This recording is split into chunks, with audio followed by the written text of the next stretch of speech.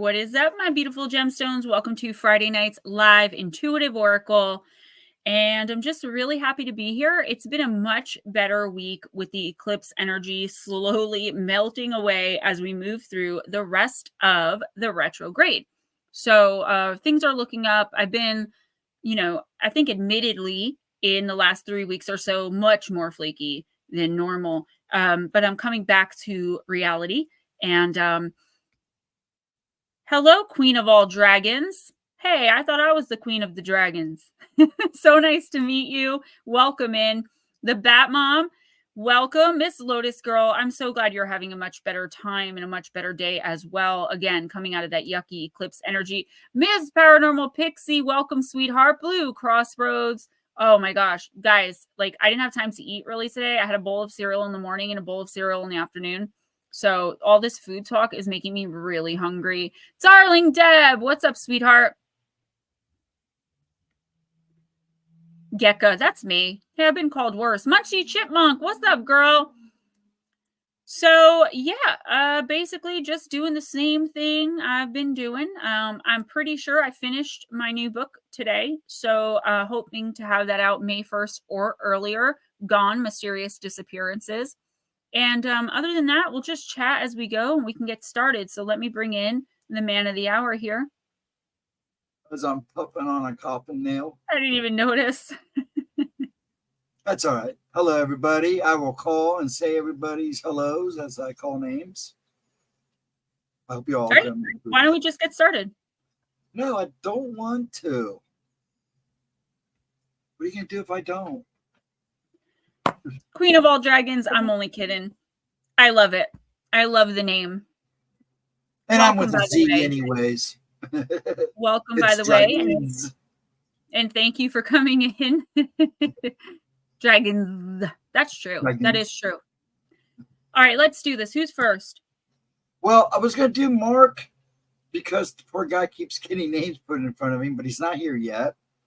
And Heather Nikki, when she comes in, the other day was her birthday when she came into my chat Wednesday night. So I like to sneak her in too.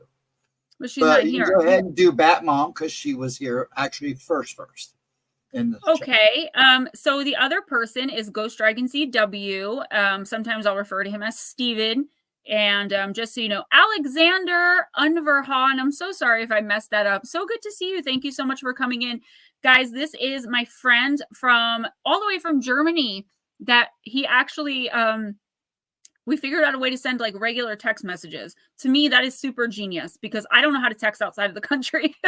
But with him, I can do it. So grateful for you. Queen of all dragons and Alexander, if you guys would like a reading, please let us know. Because what we do is if it's your first time in here, we'll bump you up a little bit so you don't have to wait forever. Batmom, by the way, you were one of the winners of the free reading this month. So that'll be coming to you next week. All right. So Miss Lotus Girl, you said, or Batmom? Batmom first. And then when we'll fit Queen of Dragons in and Alexander in, if they want one. And I want to get Nikki in when she comes in because I believe it was her birthday. Well, when she and Mark come in, we'll slide him in because I felt bad because we always. No, yeah, that's fine. He always, yeah, he's. I know what you're saying. Earn personally, right, so we're the Queen of all dragons is wanting a reading, so that's great. Guys, don't forget, I do offer personal intuitive oracle readings. May is the last month. They will be $20 for anyone who isn't a member or a patron. That's how I'm doing it. It's going back up to 40 just because I'm not making really that much money anyway. Donations have been really, really not good, but I'm not complaining because I still get to be here and I still get to work with y'all. And I know how bad the economy is right now. So don't think I'm saying anything bad to you guys. It just hasn't been as good as it once was, I guess. And but we get through it. And I am feeling so abundant in the last few days and just really I'm ready to take over the world. And that's how I like feeling. And Edna, what's up, girl? All right. Alexander also would like a reading. Ryan, greetings, nondescript citizens. Ghost, how come you look like you're selling a 70 station wagon after the show?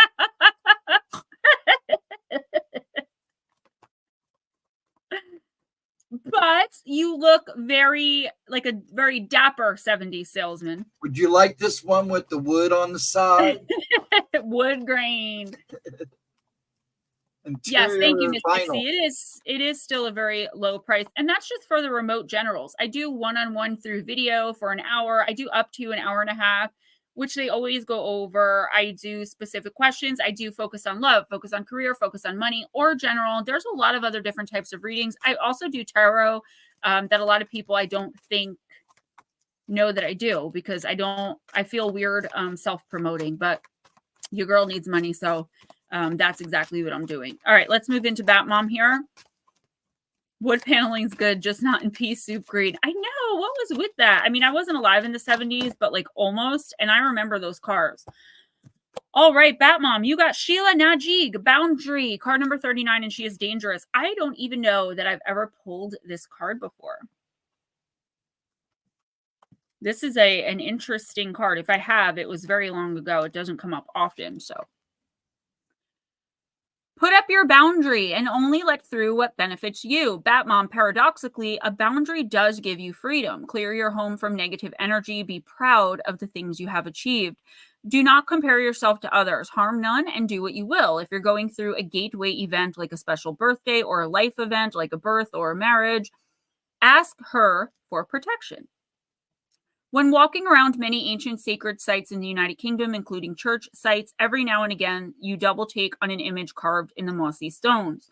What you see is an old woman, a crone-like figure, and she is happily lifting her skirts, and there revealed for all to see are her genitals. Say hello to Sheila Naji, and I know that I am not pronouncing that right, but I never do. So, Sheilas, as they are affectionately referred to, are depictions of the mighty crone who helps us protect our boundaries and allows joyous gateways to those we wish to let through. Sheila Nagy guards windows, gates, doors, and entrances of all kinds. Having a devotional practice that includes the protection of a new home is a good idea. As Sheila Nagy is the protectress of gateways, she proudly flashes her vulva. I feel weird even saying it. It being the primary gateway of all life. There is absolutely no shame in her nakedness, for she dances and looks you straight in the eye while she shows herself. Sheila shows us that there is no shame in our nakedness, and especially in our creative parts, and we should accept ourselves in our entirety without judgment. While there is some debate about the full function of her depiction on buildings, magical or otherwise, it's generally accepted that it serves as protection, wildly scaring away evil spirits, or enhancing fertility when she is carved into a birthing stone. Sheila Nagy is an old and powerful magical energy, and as such is very effective to work with should you need a little help with setting boundaries, old or new. Her energy is joyous and, yes, absolutely a little wild, but there are no downsides to her vibe. Plant companion, cottage rose, and wow, I've never even heard of this crystal. So it's green dioptase, Dioptase. I'm gonna have to look that one up. So Batmom, yeah, Volvo. You're thinking of the station wagons, dude. I do feel like this is you firmly setting boundaries. What's up, Smoochy girl? And not backing down. Okay, not backing down this time. I feel like, and we talked about this a few times, there's a boundary that you've been trying to enforce. Not even like you've been trying to set it. It's been set in stone and carved in gold. And it's like everyone knows. I think this is just like even a proper etiquette kind of bare minimum boundary that most people would just, like, it's something most people would just not do because that people don't behave this way. But like with this person, you have to like put it as a boundary. You have to constantly try to enforce it. And what I think Sheila's saying to you here is it's like, why, you know, deep down in your intuition, you know, why do you believe that this person is ever going to just wake up one day and be like, you know what, I'm going to start, you know, respecting that boundary now? The fact of the matter is this person does not respect you. And I feel like you're being given the power. And I would never say just leave. You know what I'm saying? You guys know how I feel about that. But I feel like this card, this energy coming in the next week or two in your life is giving you the power to really create your own space. So if this person, just say it's a romantic partner, I don't know. What's up, Latro? and you don't feel like you can be you can be emotionally vulnerable with them, you're going to create a space for yourself to be able to be emotionally vulnerable. It's like, okay, if this person doesn't want to adhere to this, normal boundary that I'm setting, then I am going to go and just focus on myself, and I'm going to respect my own boundaries and not allow this person to get that emotional reaction. Avoidant. Trust me, I get it. And it's not even like conflict avoidant. They're just avoidant of having to deal with you, right? They're avoidant of the bare minimum. So let's say it's a romantic relationship. If this man is, just for instance, thinking that his mere presence, well, I come home every night, don't I? That's bare minimum. Like, that is below bare minimum. Your mere proximity to this person isn't their love and care and affection for you, right? In the next week or two, this is you really analyzing what this is, okay? And why you're choosing to keep it in your life. There could be a lesson you have not learned yet, more lessons to learn, that you can't just walk away from this situation. But I do feel like for as long as it'll take for you to finally remove yourself, this is the start. This is the beginning of Batmom understanding. Girl, I get it. Of Batmom understanding that Batmom is going to respect Batmom's boundaries. And that's the boundary of not letting someone poop all over you or treat you like garbage, but also not giving in when this person understands what you're doing and tries to trigger you. And I do see that. Like, I'm literally seeing it in the next week or two. It's going to be this back and forth because you're going to emotionally detach. They're going to notice it. They're going to breadcrumb you. Bare minimum, bare minimum, bare minimum. You're going to gobble that up because you've been so neglected, so ignored, whether this is work, friendship, kinship, romantic, whatever. And then as soon as they feel like they have you back on board, they're going to pull away again.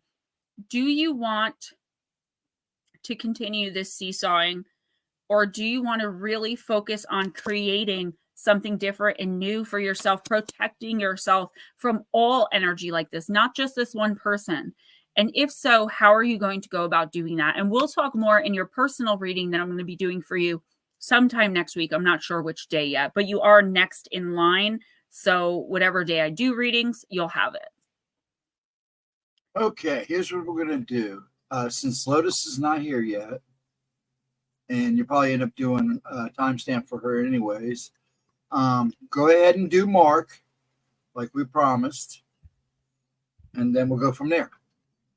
All right, sounds good. Thank you, Queen of All Dragons, for hitting the thumbs up, and anyone else who did as well. Yeah, signals are for traffic, not for people, right?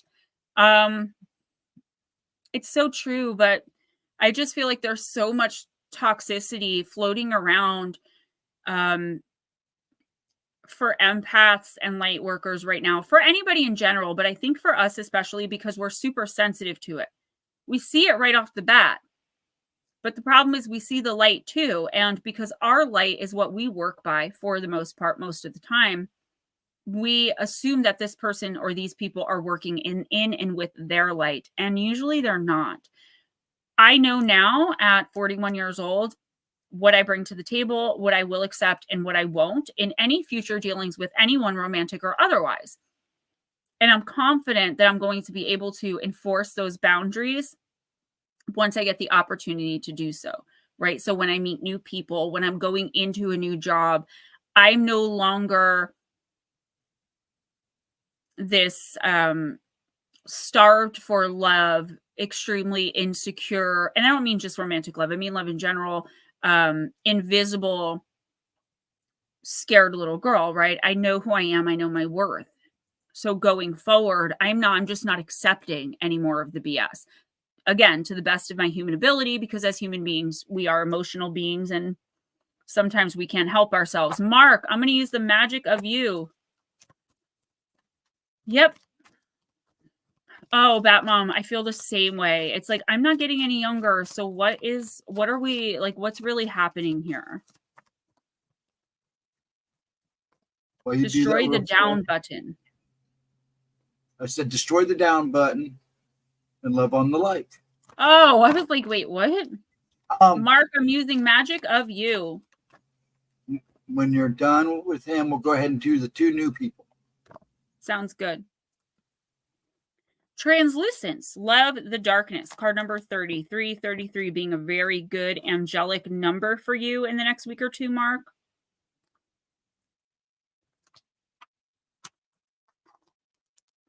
Good, good.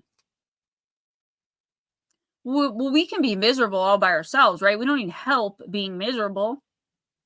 The problem is some people enjoy making others miserable because it makes them feel better about themselves. Any kind of emotional reaction that they really don't have to work for, because certain types of toxic people will disconnect emotionally. They don't have the capacity to connect emotionally. So when they see you crying or raging or anything like that, they think it's fake because they don't have the capacity to feel those things. You can be like, I'm so sorry, and you're not sorry.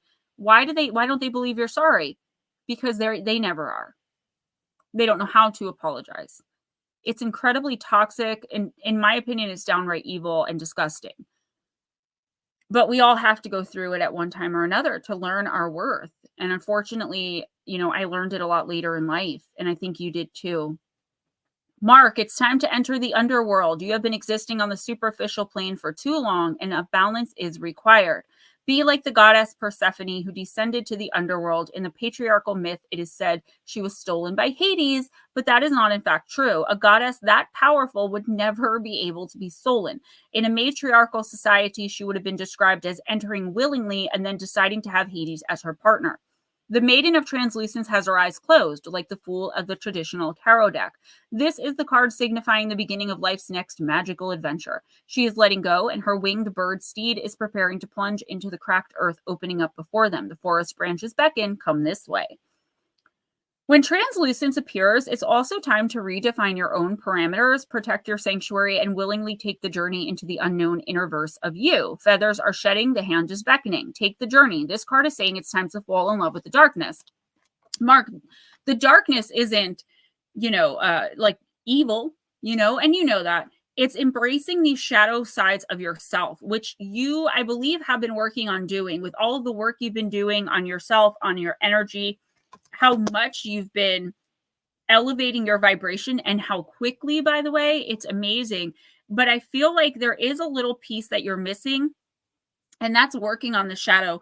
Not saying you don't look inward, but I feel like in the next week or two, what I'm being shown is like you're going to be challenged by the universe, and I think by people around you too, in certain different ways, depending on who that person is to you, to look inside and say, okay, that person was 1,000,000% wrong. But what part did I play in that negatively?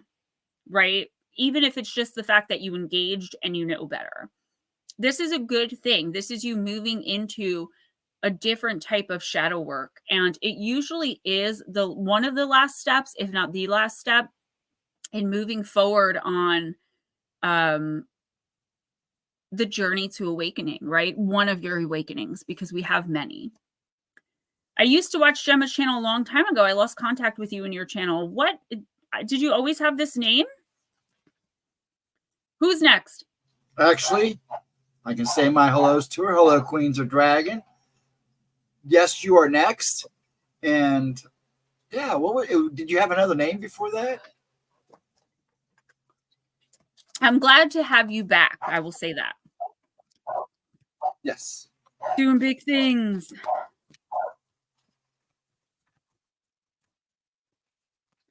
All right, I'm going to use the Wild Woman Oracle.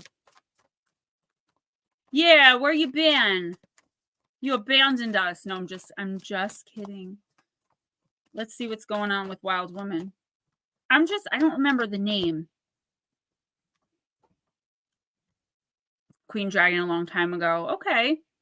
I got separated from a lot of potential subscribers and subscribers while I was going through some stuff like 2.5 years ago, 2 years ago. I'm just glad y'all are coming back. So you got Ayin, the Fairy Queen, and it is the card of protection. So already we have Sheila Nagy, the protection card, translucence, kind of protecting ourselves from the, what's it called? The repercussions of our shadow and turning to face it, looking inward. And now we have another protection card, card number 32. Good night, Latro. Thanks for stopping in.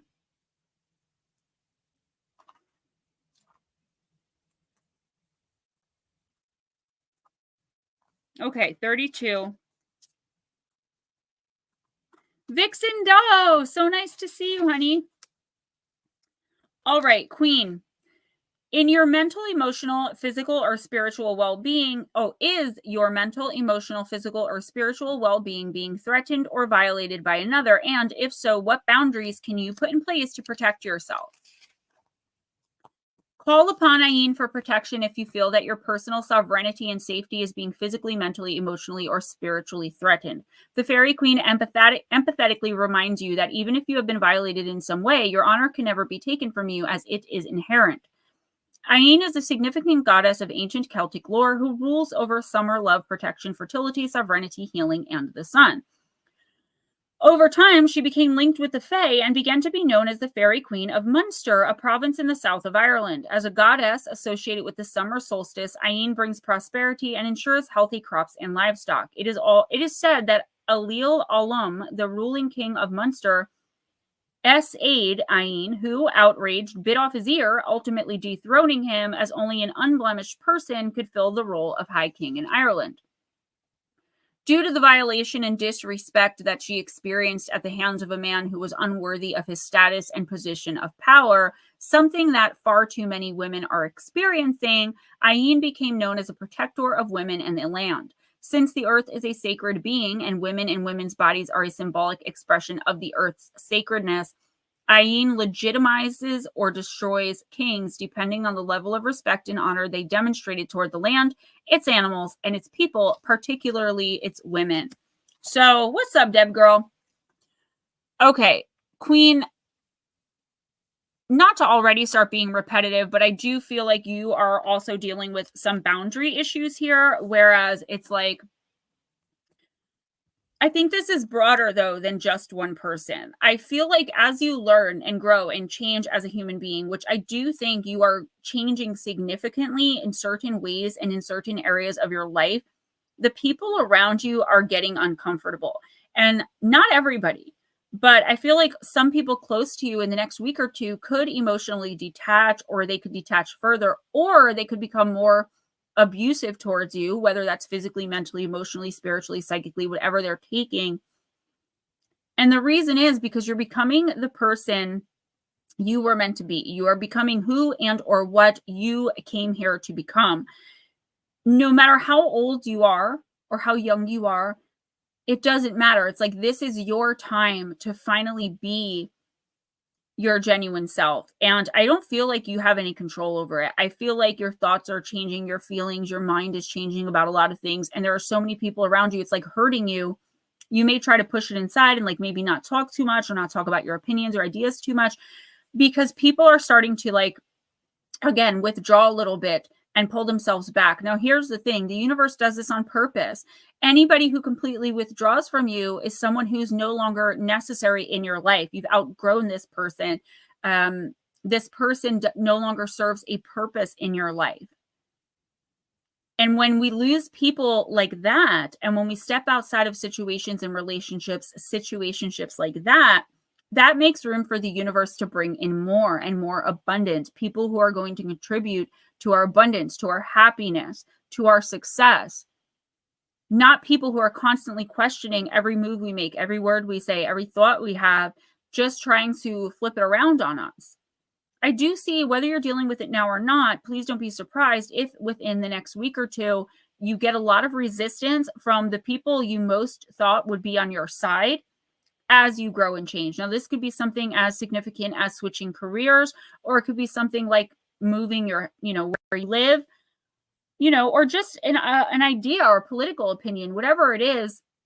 You're coming to this real realization of who you are as a person, who you are as a human being, and what you really want and how to get it. And I feel like the more you connect to this part of yourself, this spirituality, the spiritual part of yourself, to your contract, your soul contract, the more people who aren't vibrating very high are going to pull away, and they could verbally attack you. They could accuse you. They could talk behind your back. And I do see some pain, some emotional pain stemming from this, but the universe is testing you. Like, are you going to back down, or are you going to protect yourself? Call on anything and everything you can think of to put protection in place to make sure people are respecting the boundaries you are enforcing. And if you're not doing that, you're going to continue to learn this very, very painful lesson until you start.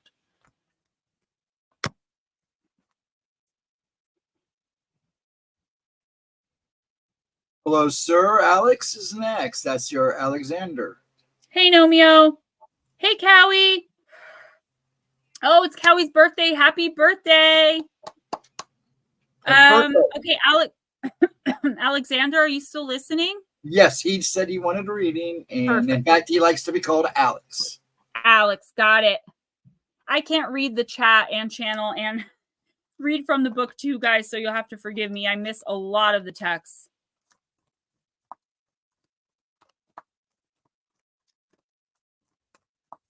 Yesterday was Donna Messenger's birthday, my friend who sometimes is in here. Alex, I'm using a Halloween oracle for you. We're going to slide Kari in next. Okay. Okay. If everybody's okay with that, because it's his birthday, and I want to make sure he gets a reading before he books.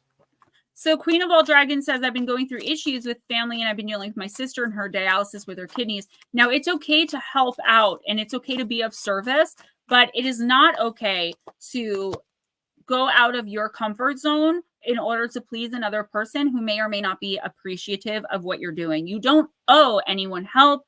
You don't owe anyone your time. You're graciously giving it. And as long as the people you're giving it to remember that, and I don't mean this in a cocky or rude way, but as long as the people you're around remember that, you'll be okay in that situation or relationship for now. It's the people, there are people who are not happy that you might be saying, no, I can't run to the grocery store for you. No, I can't lend you money. No. And the more you say no, the better you're going to feel, because you'll be in your own space. You're not people pleasing and just giving time, effort, energy that you don't have or that you don't want to give just to please someone else. You have to focus on yourself right now in the most unselfish of ways. All right, Alex, you got midnight, the most magical hour of all.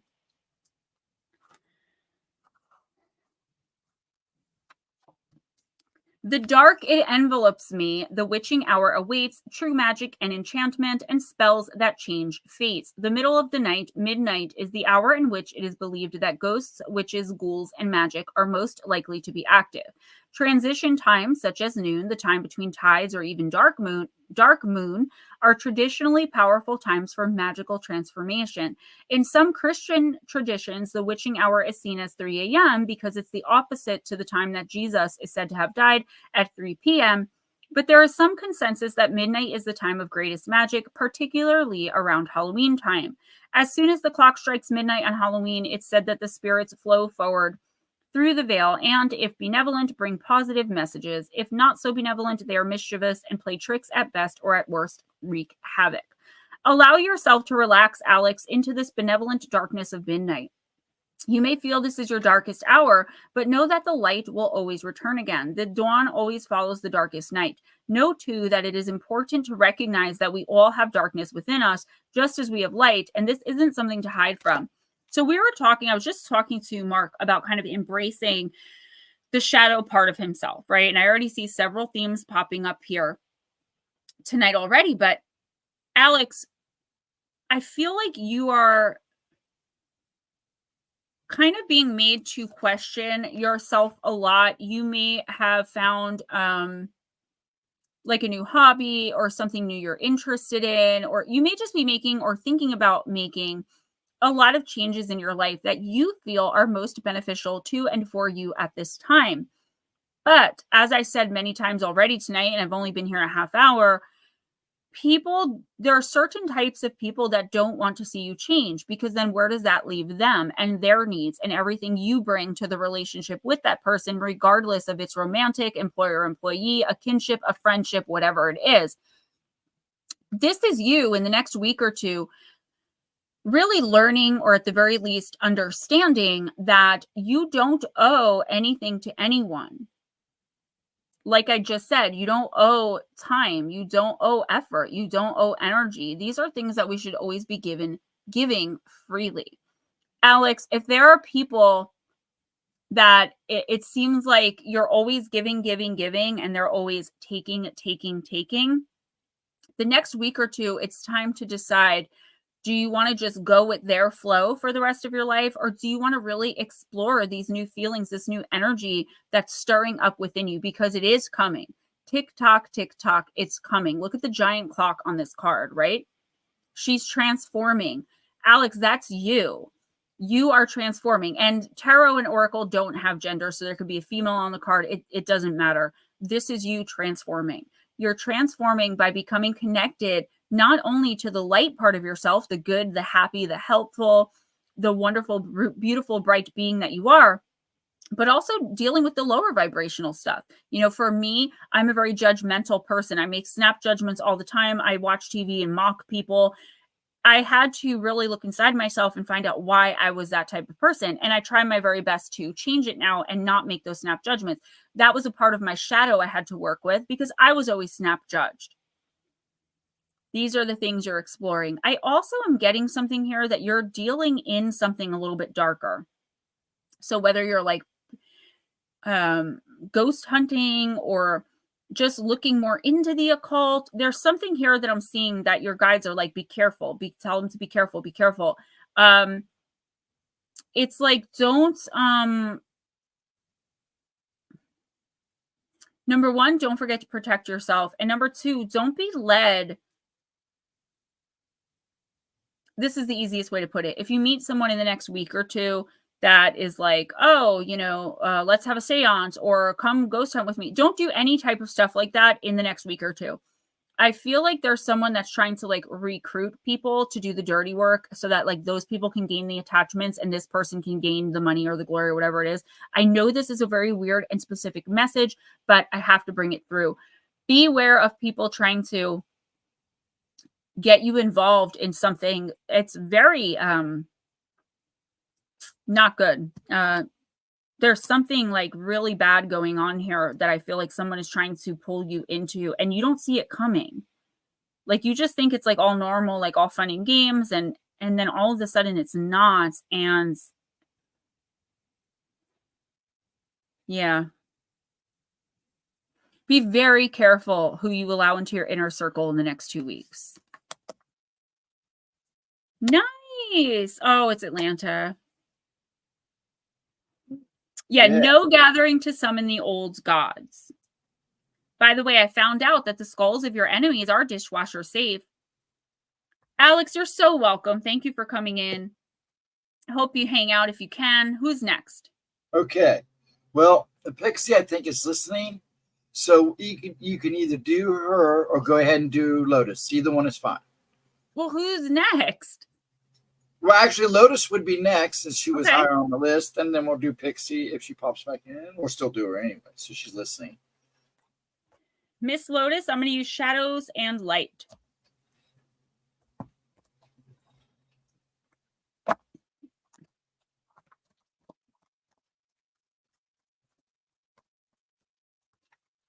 You are? You sure you are, Lotus? Are you sure? Are now, you this really is Friday, here? okay? This is Where Friday, not here? Thursday. Oh, no beach bummers. I don't know if I could live in a place that didn't have a beach like within an hour's drive.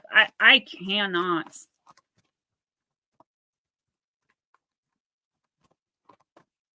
All right. Yeah, I'll still read for. I'll read for her next. I think Aunt Edna's daughter called. I can't keep up with y'all. I just know you guys are in and out, and I'm okay with that as long as you come back in. It's suddenly 85 degrees in Arizona. The heck, Mother Nature, make up your mind.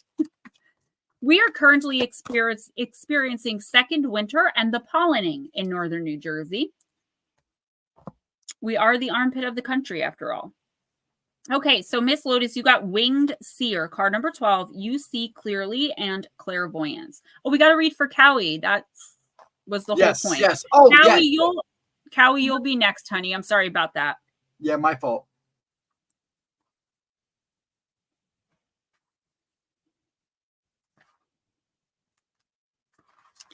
All right, Miss Tennille, the winged seer is an oracle angel, a being who can see the weavings of energy and thus the way events are set to unfold, if the current energies and paths are followed. She then sends you your messages clairvoyantly through your ability to see clearly, although your visions may seem anything but clear at this moment. As you grow to trust your own clear seeing moments, your clairvoyance, you will have brighter and brighter flashes of insight, and you will be able to see exactly what's going on within a situation in a flash. The winged seer speaks. As so many people hide the truth, even from themselves, it can be hard to receive a visit from me because I will help you see when someone is camouflaging and half telling truths. And you will also have insights that seem to come from supernatural sources.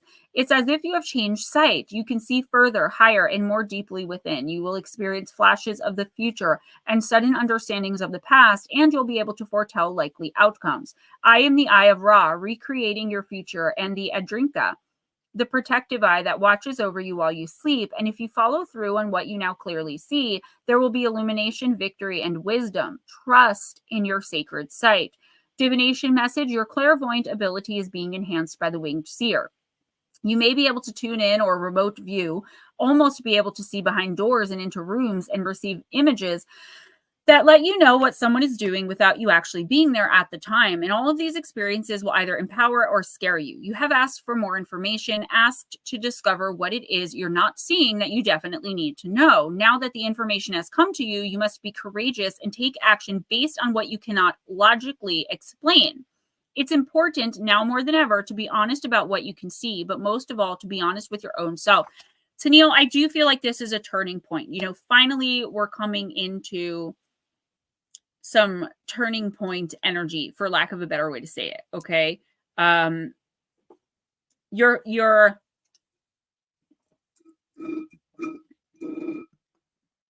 seeing clearer, not just with your physical eyes, but with your intuition. Okay. With your insight. I feel like the problem is some of the things you're seeing is things like that you don't want to be true. So you're going with the flow and allowing things to happen. Like, oh, I'll just let this play out. But in reality, it's going to play out terribly. And you already knew that. But how do you jump in and say, oh, never mind. I actually don't trust this person. I don't want to rent a house to them, just as an example, when they've already given you a deposit. Like, do you know what I mean? In the next week or two, you're definitely going to have some awkward and uncomfortable conversations with people as you flat out kindly tell them exactly like what you're seeing, what you know about them. This is a test from the universe that you're not going to allow people to so easily manipulate you anymore because you want to see the best in everybody. This is a door that's opening for so many of us right now. When you finally start trusting this instinct and saying, oh, no, better not hire that person. Well, why? Because I know for a fact they're hiding something. Whatever the case may be, I feel like the universe has been trying to get your attention with this for a really long time.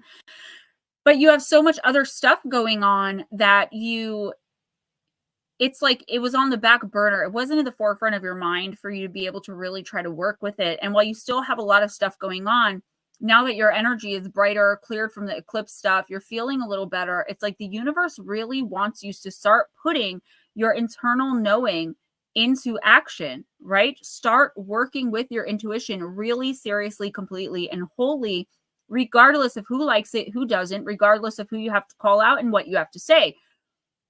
Because once you can honestly do that, the problems are basically going to melt away because you're going to be able to see them coming before they get to you, thereby being able to either avoid them altogether or stop them in their tracks once they hit your door.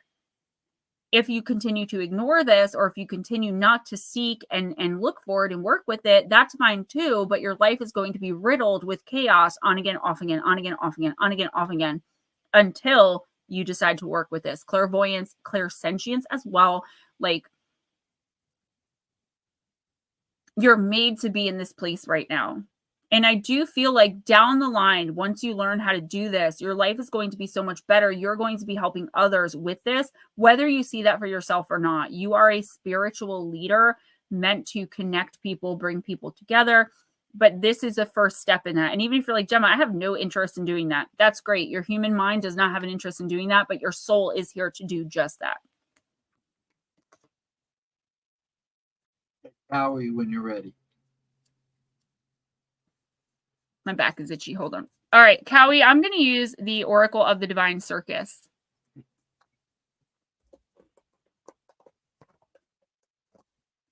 For the birthday boy.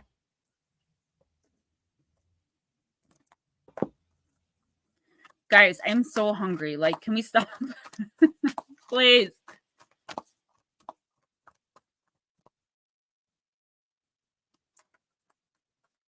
One cheeseburger, please. No, I'm serious. I only had cereal today. I'm hungry. Like, I don't. I have pizza in the kitchen. Do you want a piece?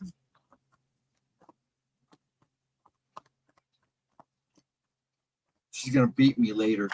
Well, I'm serious. I'm not kidding. I'm starving. I gotta go grocery shopping. I haven't been able to go in a while. So there's nothing like, you know how you have like your set foods that you pick at and you eat and you snack on? I don't have any of my stuff in the house. Gotta get some groceries. Record a show. Well, Ryan, if you want a reading before that, let us know. All right, Cowie, you got Go Fish. Card number 9. You could be dealing with a Pisces. Some Pisces energy here. You are an ocean of consciousness, deep and vast and filled with so much creativity, energy, and healing power. Did you know this about yourself, Cowie? Even if you did, you're about to discover that there's more to you than you even realize. Within those hidden depths, there is a magnificent, undiscovered magic that wants to come alive in your world. There's something truly wonderful wanting to capture your attention. It wants you to catch it. So much so, it's practically jumping out of your inner ocean like a flying fish, wanting your attention and a place in your world. The Oracle of Go Fish says that there are powers, abilities, gifts, and new ways of being surging up from your unconscious mind. You are bringing forth more of who you are, but it is the you that you haven't really known existed before. So more of this growing and changing, right? I'm not really mad at him. I just like giving him the looks because he gets nervous. So at times it's going to be surprising, exciting, or even a little uncomfortable as you get used to the extra energy stirring up from within. Cowie, if you or something in your life has been lacking in energy, becoming stuck or blocked in some way, then this oracle indicates that new creative energy is becoming available to you and is going to get things moving in the right direction. How can you go fish? Art, dance, music, meditation, being in or near water, going to an aquarium, expressing yourself creatively in any way that will help you catch the fish from your inner ocean, that will feed your body, mind, and soul with all you need to become the gloriously vibrant, boldly colorful being you are destined to be. So birthday, if you've been putting the work in, this is a time of rebirth. This is a time of you learning and growing, stepping into your power and walking away from people, places, and things that no longer serve you. I feel like you are ready to move on in some area. I'm getting this like, so the way I'm seeing this is like you're standing there on a hilltop, the sun's setting over here, and you're like ready to jump in. You're ready to jump in the water and swim. You're ready to be free. So there's something here. And if you don't know what it is, you will discover that this is how it's making you feel in the next week or two, that you just feel very stuck. It's not that you're really miserable and you're not like hateful. You're just like, you know, we talk about reciprocity of energy, right? I say good morning, you say good morning back, right? We say good morning, the other person ignores us or doesn't hear us, we wasted that energy. I feel like there's a situation and or relationship or several in your life that you just feel like, well, for all the effort and energy I'm putting in, I'm really not getting much back. You know, is this what I really want? You are contemplating bigger things in this new year, okay? This new year of your life.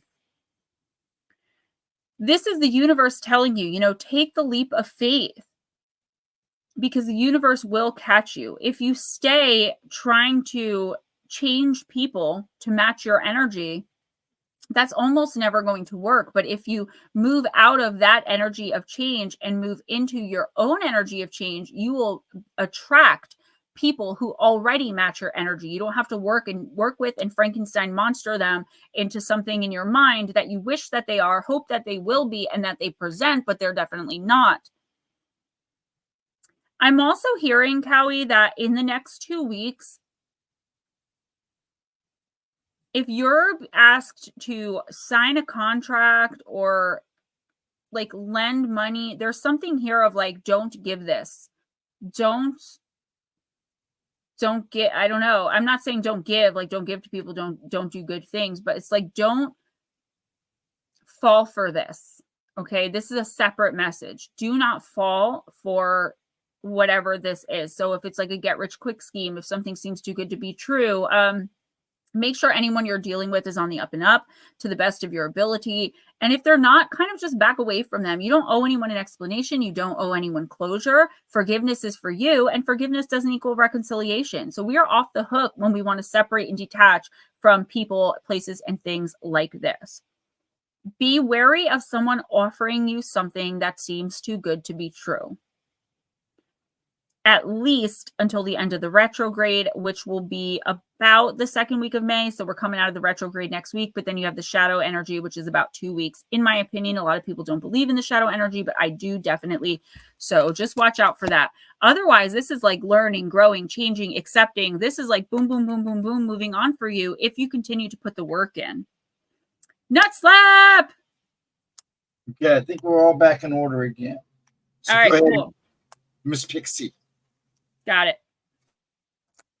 Miss Pixie, I'm going to use Wild Woman Rising.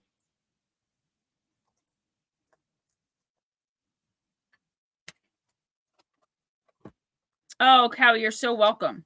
Happy birthday. I hope it is amazing. I hope it was amazing.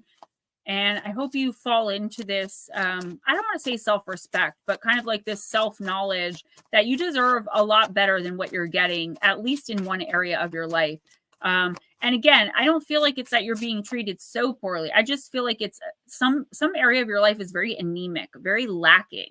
And it's like, well, it's good enough, but it's no longer going to be good enough. Not for however old you are, Cowie.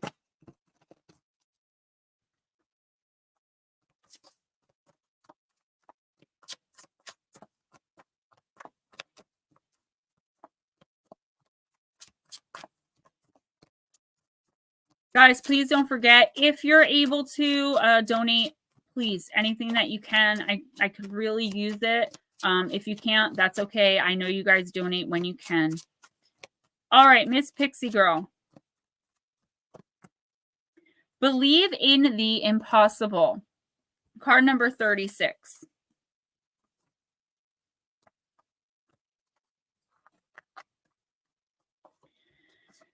Hummingbirds are flying jewels capable of outrageous winged feats. These aerodynamic wonders defy the odds of flight. These tiny powerhouses of possibility appear before you right now to remind you that impossible things happen every day.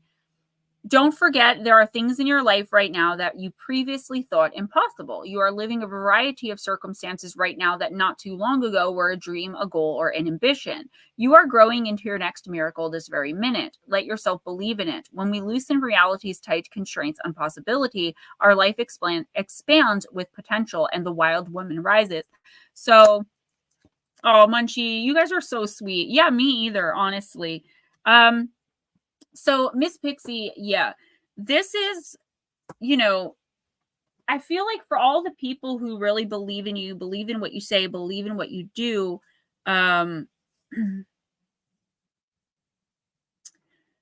you still aren't there yet. You still don't have that confidence in yourself.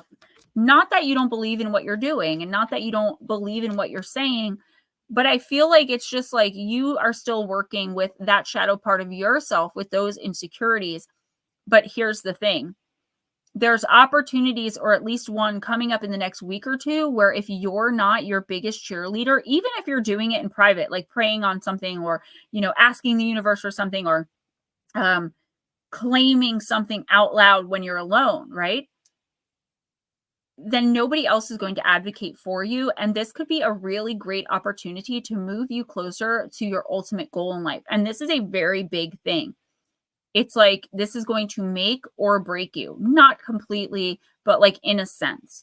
So this is either going to put you ahead 10 steps or you're going to stay stuck where you are, which may be okay with you. Maybe you're not ready for whatever this is, because this is a huge level of kind of, it's a huge leveling up. But I feel like you have to first believe it's absolutely possible. You have to expect whatever this is and act as if it's already happening. I don't know what this is, but I'm seeing like glow up, level up, this energy of you elevating in some area of your life, but your self-talk needs some work. So if you have any big opportunities like that coming in, I would double down on the positive self-talk and kick all the negative self-talk to the curb to the best of your ability. Talk to yourself in the mirror. That's the best way I've learned, or at least it's the best way I've learned for me to believe the things I'm saying, is to look myself in the face and say it. Of course, when no one else is around, obvi. But, for the thousands of people, say 1,000 people love you and honor you and support you and want to see you thrive and think you're amazing, there might be 4 or 5 that are like, that have a bad opinion about you. Once you stop trying to please everyone and just start pleasing yourself, as in achieving your goals to get to the next level, and stop worrying about making everyone happy. If anyone's mad with you, people are going to be mad with you sometimes. So what? If you're sure in your heart you didn't do anything, why should you go and grovel to get them not to be mad with you? They're just mad because they're jealous of an opportunity or of something about you that you have that they want. Don't try to befriend them either, because then that will be their in to slowly pick you apart from the inside out. Ignore these types of people as best you can. And if you can't ignore them, it's time you start putting your foot down and calling them out, because I do see someone like this ruining a major, amazing experience for you in the next couple of weeks. And it's like one person that, if you could just be more positive in and with yourself and more confident in and with yourself, what this person does and or says is not even going to matter to you. Bye, Ryan. See you Tuesday. Well, I told him we might give him a timestamp if he doesn't show back up later. Blue is next. If he wants one, of course. Yes. Blue. Let's do vampire. Ooh, Shelbyville. So, one of the names I considered if RJ was going to be a girl was Shelby. I landed on Scarlet Ray, R-A-E. We're going to call her Ray. But Shelby is a name I considered. I love that name for a little girl. You know why we call it Samantha? Mm-mm. Because Pop called everybody Sam. So we figured we'd give Pop somebody to call Sam. And then he turned around and called her, hey, Pixie. Or what else did he call her? Oh, Hamburger. He also called her Hamburger for some reason. Okay. So you named her Sam? He called everybody. Oh, I get it. Okay, sorry. So I'm blonde today. No so he named her Sam, and then he would make up these goofy names. Now, I think he did it because he knew why we called her Samantha. Right. So he would say other names just to drive us nuts. I get it. There's one in every family. Miss Pixie said, hopefully I show them who I really am, the unstoppable one. Yes. And you know what? Claim it. You will show them who you really are. You are the unstoppable one. Change that self-talk. Put it on the I. I am. I will. Actually, not even I will. I am. Leave it at that. Munchie Chipmunk says, I love the vampire deck. LOL. Yeah, everybody has their favorite. I have over 200 decks. I just only usually use a lot of them. I'll use some of them are better for love readings, some for career. For the personal readings, I get more in depth, so I use different decks a lot of the time. But for the one cards, only certain decks work that way,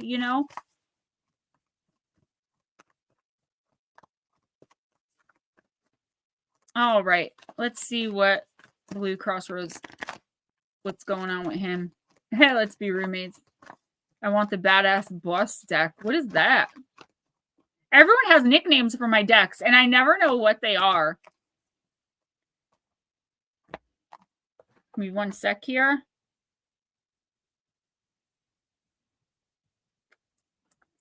Of course. House party, right? Oh, you know. Before Blue Crossroads, before I do Blue Crossroads reading, I just would like to announce that when I was 22 years old, I finally got my license. And my son Damien was 6 months old, and he was there with his biological father, and they were cheering me on to finally get my license, and I got it. Today, Damien got his learner's permit. I'm so proud of him. It's been a long time coming. He's been studying, practicing hard. He's been really anxious about it, and he totally did it. And I'm just having a proud mom moment. So just acknowledging that. Blue, you got the card of discipline, training, consistency, and practice. Thank you, guys. Yeah, it took me a while, Miss Pixie. I'm a good driver. I'm a little heavy on the gas, but I'm from Jersey. Everyone knows 60 means 80. Card number 34. All right, Blue, you want something to be easier than it must be in order for you to value it. You want something to happen faster than it can for your own growth and stability. You are, in short, much like most humans we see. There are times when we feel that in order to achieve something or to reach a goal, we need only meditate upon it, visualize it as being real, and it will therefore come to us through the process you have come to call the law of attraction. There is another law, the law of contribution and hard work and tenacity. It has no pretty name. It offers no quick fix, but it is real and its results are lasting and true. And this is the lesson with you at present. There need be no stress, resentment, or devaluation of what you will achieve simply because it didn't arrive through effortless circumstance. The goal you have in mind is yours when you steel yourself to the hard work ahead in order to achieve it. It won't work. It will not be work that is wanted. It will require doing things that many people feel are unpleasant, but that's only because you modern humans are being trained out of your abilities to take on great tasks. There's a desire within your culture to at all times experience happiness and comfort. Hi, Henning. Willie Rosado, welcome. It has created generations of people who are physically unwell, mentally lazy, and spiritually apathetic. The discipline that's being required of you will result in a great breakthrough. You know that a major part of your life requires a change, and the brutal truth, which we give you here, is that it will be extremely hard. You must not wait for motivation and don't wait for desire. You must commit and build the discipline to carry through this plan that will see so many blessings able to enter your life. Carving out the doorway will take willpower, action, and showing up again and again and again. Blessing, you have the ability to create a program of change and stick to it. And after a period of time, it will transform from painful to pleasurable. The freedom and strength it affords you far outweigh the pain you experience in this short term. Curse. Self-doubt could compromise the potential you now have. Don't allow it. This challenge you face will go beyond what's easy and pleasant to do, and yet it will bring you all that you've ever wished for and the strength of character you sometimes have doubted you yourself have. Working with this card, it's time to lay a plan down, to create structure, and to stick to your commitments. You must clear doubt, and into the space its absence creates poor action. So this is like something I believe you already know. We talked about this kind of at length in your last few readings, where you're like going about your business, but there's something that you are just like adamant that will complete your entire, I don't want to say your existence, but it's something that you're looking for, that you're like, if I only had this one thing, like I have this, I'm able to do this, I've got this. And the universe is saying, well, why can't you have it? Just because you don't physically have what and or whoever this is right now, that doesn't mean that it's not planned for you. But you are a very disciplined person, right? The thing is, though, it's like this situation makes you feel very maybe confused. It makes you feel out of sorts, out of character. It's not what you're used to. But that's the learning and growing process of spirit, of your team teaching you these valuable lessons, even, you know, as adults now, these things that we all think we should have learned when we were much younger, when really now is the time we need to learn these things. This is the universe telling you, don't stop what you're doing, and in fact, double your efforts. And when doubt creeps in, tell it to go screw, as my dad would say. Keep doing you. Remain as positive as possible. You know, we're human beings. We all have our ups and downs. But the more you focus on the work the actionable steps behind obtaining what this is, the faster you'll get there. But it's still not going to be in the blink of an eye. This manifestation is one of great abundance. And I feel like whatever it is, it's like an everlasting thing. It's like once you have it, it's yours, but it's going to feel like forever trying to obtain it. And if you lose your focus, you got to get back on course. You're going to have to start all over again. It's like, don't let that happen. Now, if you decide somewhere down the line while putting all this work that either it isn't worth it or that you kind of want something else. So say you're looking for a relationship. I'm just using this as an example. And you end up in the course of the however long it takes for you to get to this person, you find someone else and you take this detour. If that original person was really meant for you, they'll still be there and the other person won't work out. It's all going to come together the way the universe wants it to, the way you wrote it to in your chart, not the way your human mind is trying to make it happen.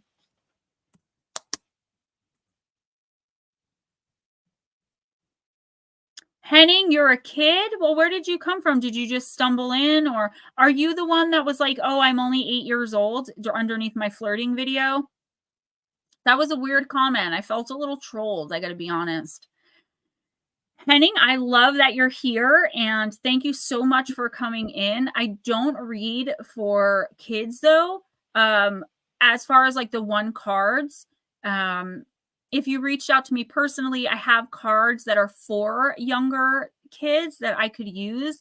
And I wouldn't want to pull like a naked lady or talk about an adult lesson or anything like that. So I love that you're on my channel. I love that you're watching. This may not be the best place for you if you really are only 8 years old or however old you are.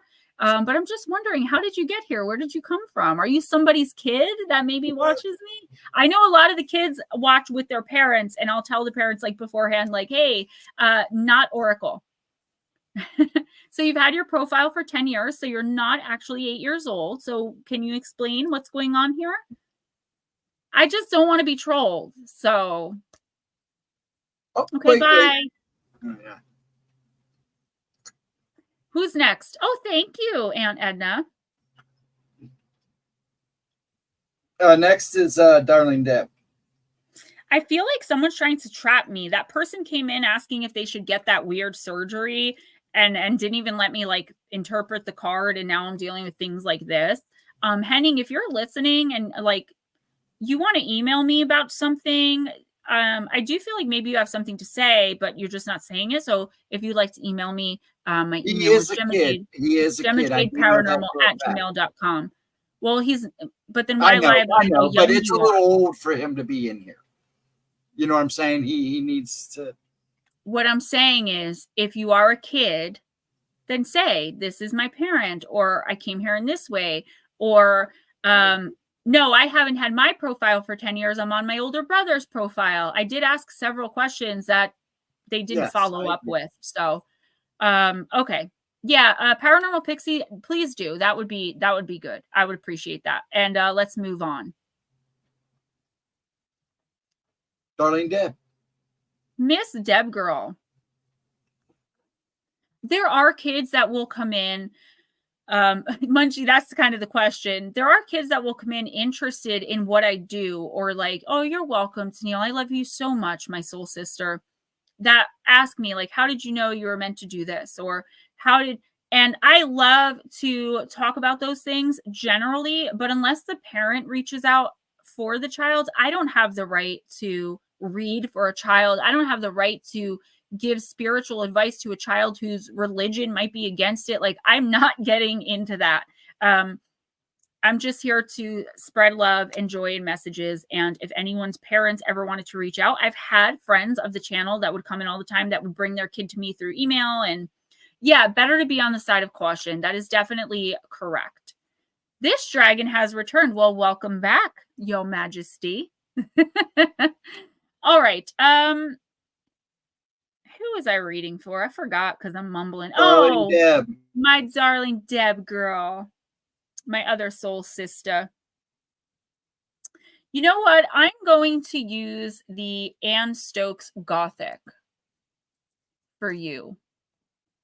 Me. Oh, thank you for being such a sweetheart, by the way. Yeah, I might have some time tomorrow if you wanted to talk really quick, like we had planned, just so I could explain the rest of the stuff I sent you. But it's up to you. We could also do it next Thursday. Yeah, maybe we should meet tomorrow just quickly to discuss the box you bought.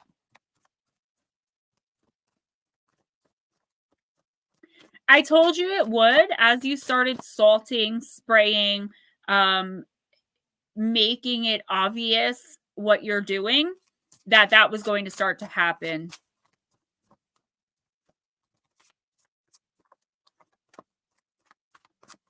Oh, what's your 10-year-old's name?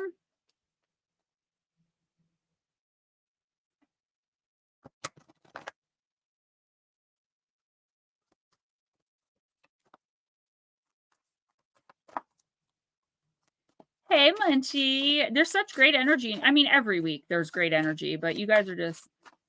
Alessandra, hello. Thank you for being a fan. I like that name, too. All right, Miss Deb. Eternal bond. We were talking about the little boy waiting to be born that's following you. All right. It's good to know that my channel is available to kids, though. I mean, someone as young as my little guy should not be watching because, but a kid that's able to distinguish the difference between fantasy and reality, who may be going through something. Yeah, we share the gutter. Did you guys see when the short at the end I put, "We are the weirdos, mister. I love my gemstones"?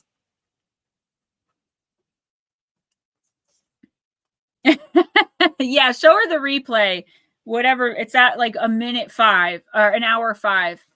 All right, Deb, hold on.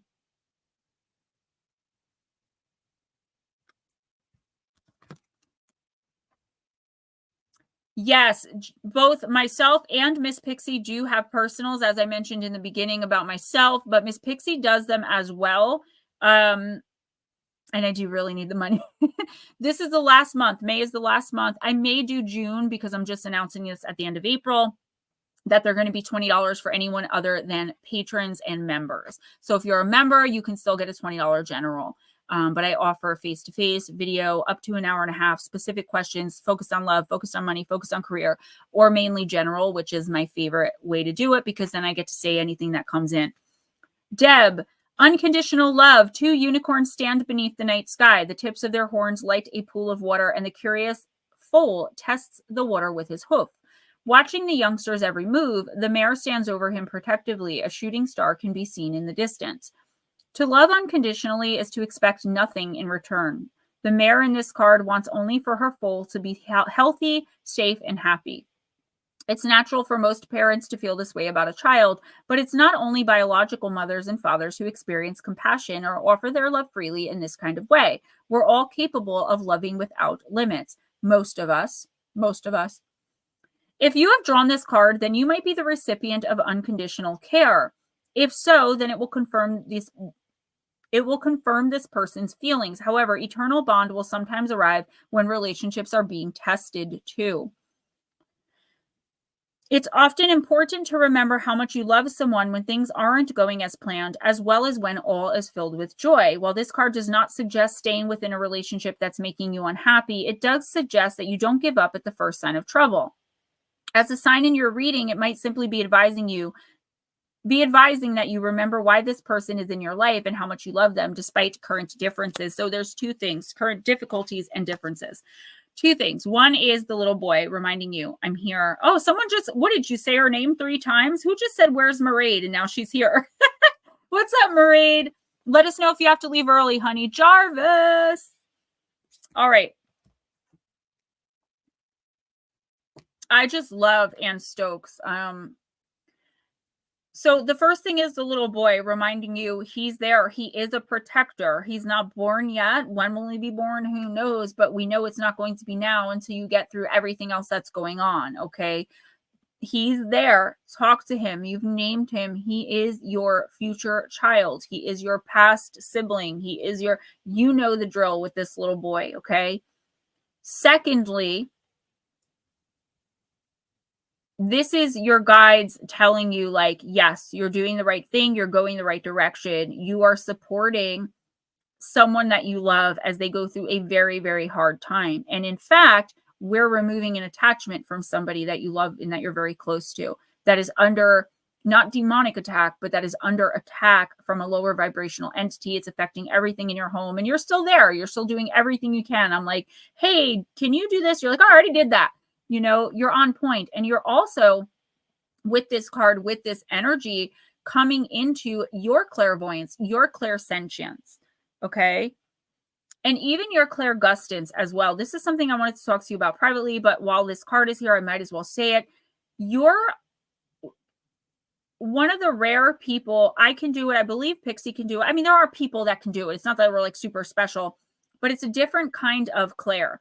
It's clairgustance. It's when you go into a place and you can taste the smoke, and it's clear tasting events from the past. I know that sounds really weird, but you may start getting some of that. Going into a place, if you like touch the wall, you can tell that, you know, somebody had a banquet there, or this is where they celebrated Thanksgivings. I can taste the turkey. You know what I mean? It's a very strange ability to have. It doesn't come up often. It's not often used, but just be aware of it. If you start getting weird tastes in your mouth, very weird. I can't help what comes through. Okay. Next is Munchie.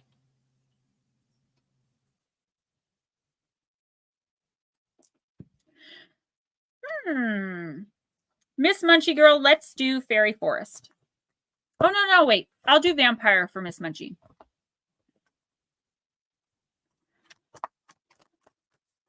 Yeah, like tasting, it's tasting the past and the future. It's very strange. I don't really know how to explain it, but it came up, so I had to say it.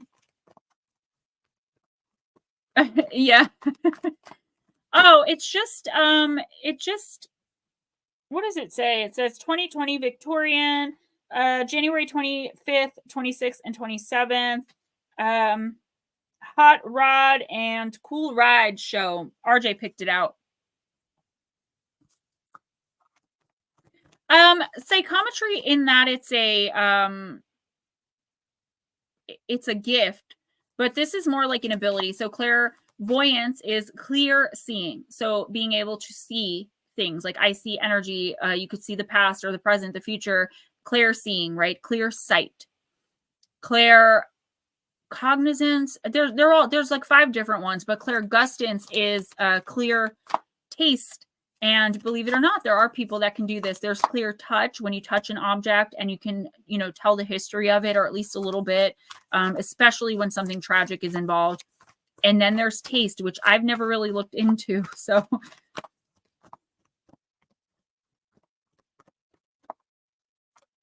psychometry is the brain, the studying of the brain, I believe. I didn't even know the word clairgustance. I don't think I even ever heard that. Yeah, probably do, depending on what your name is. Well, it's in addition to, so it's not the only one. All right, Miss Munchie. And Edna, you're next. Then Misbehaving, Smoochy Smoochy. Psychometry, the ability to touch an object and read its history. That's psychometry? I thought psychometry was the brain. I know there's a certain television personality that says psychometry, and I always wondered what the heck she was talking about, because to me, psychometry was the brain, but I'm sure I'm wrong because I've not studied it. So Cindy Kaza, yes. She says, I'm going to do some psychometry, and I'm like, what is she actually doing? But can the whole chat see this message, or just the subscribers? I think everybody can see it. Munchie, you got thirst, craving, compulsion, obsession, card number 21. You're welcome so much, Deb girl. My darling debutante. I had to.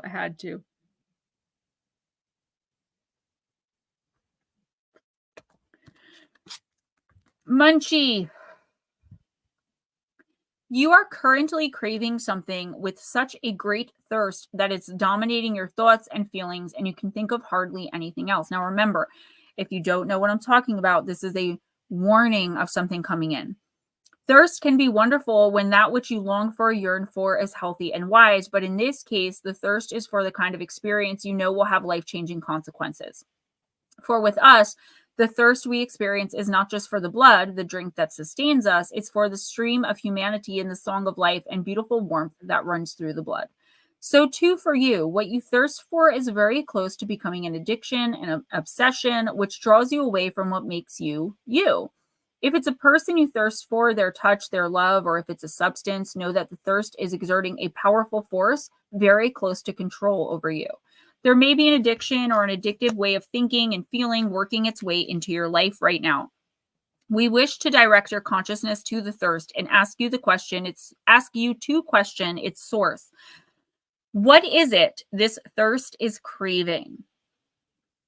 Yeah, everybody can see it, girl. That's why y'all have my number. Can it be satisfied, or are you simply compelled to search and drink it again and again? Know that some thirsts can be satisfied in ways that are in tune. Sorry, I'm stuck. With your personality, yourself, this time, all manifestations of your essence and soul, and others will steal you further and further away from your true self. Blessing, the thirst will lead you to know more about yourself and how far you go to quest for something you want. You could encounter a way through to self-knowledge, but consider too that what you thirst for you may never find. Many of we children of the night thirst more for the humanity we have been separated from in so many ways than we thirst for the blood of the same. Curse this thirst for knowledge, for a person, for fulfillment, for lust, for ecstasy, and the vanishment of pain through experiences or food, drugs, alcohol, etc. that distract you from the pains you no longer wish to feel will dominate you. The thirst is so strong that it could take over your life force and your free will. You're being consumed. It's time to assert yourself, your true self, again. Working with this card, it is possible to reclaim your life force, your will. Even we vampires learn to do this. And after years of practice, we no longer need to give in to our lust for life and your lifeblood. Your desire is driving you right now, so be sure of where it's taking you and whether it's increasing your ability to live fully alive or whether it's dragging you into a seductive soul sleep from which you may struggle to wake. It's time to be open and honest with yourself about what has power over you. Take steps to reclaim your power and listen to your guidance, being sure to follow the voice within that wants you to express your own power in safe and healthy ways. So, Munchie, I don't know. I don't know what this is, but you will know, or you already do know. The thing about what or who, I don't think there's an and there. I think it's one or the other. What or whoever this is, it is not good for you. This is not like your thirst for knowledge or your thirst for, fame or fortune. And even if it is, it's like there's a negative here. So I don't know if it's addiction to like drugs or alcohol. I'm not saying you're an addict. It could just be something you're dealing with that has control over you because it has control over someone you love. This could be a joint experience with someone. The universe is asking you whether it's you or someone else that is dealing with this obsessiveness, this compulsion, this addiction, etc., to detach yourself either from the person experiencing it or from it somehow. This could also be a toxic relationship. What I'm hearing, and this is a little strange to me, but you may know what it means, is step outside of your head for a minute and understand that the world is so much bigger than what you're experiencing on a day-to-day life. The ripple and butterfly effects of your actions, your decisions, even your simple words are something you may never see, but that will vibrate back to you in effect. So put out cruelty, ripple effect, bounce back cruelty, right? I feel as though, yeah, this is a really strong hold here. I don't know if this is, I don't know what this is, if it's a person or a thing, but the fact of the matter is it's getting to the point of danger now, Munchie. So, you know, if God forbid it is drugs, I'm talking overdose. If it is a toxic relationship, I'm talking maybe more severe abuse. In the next week or two, I see the universe as challenging you to step away, even if you have to force yourself. This is not good for you. Whatever this is, whoever this is a very dangerous situation you're either about to get into. Now, if you don't know what I'm talking about, and this is an energy coming in, this could be someone offering you drugs, alcohol, whatever your vice is, food, online shopping. They're like, hey, let's online shop. Like, it sounds ridiculous, but a lot of people do that, right? Whatever it is for you. But I'm also seeing it in a way where it could be a relationship that was toxic, very bad, possibly abusive, and that person is now coming back. You are a great risk for believing what they say and like letting them back in. Even if you don't get back together, it's kind of like a let's be friends type deal, which that's not what they really want. They want to control you again. They want to ruin everything you've gained and achieved and accomplished. They want to make you feel small. They want to. Please do your very best to only be around people, places, and things that, give you positive feelings and vibes. If you're falling into some kind of entrapment, addiction, obsession, compulsion, please check yourself. And if someone from the past, particularly an ex, but it could be any sort of toxic person that used to be in your life and is no longer, even if they haven't been in your life for 2 days, I'm seeing just past. It's not giving me a timeline. Run. Stand your ground. Enforce your boundaries and literally run, because something here could take you down. Not good. That was a very intense reading. All right, who's next? Now, you just said the names. Edna. I just also had a really intense reading. I know you did.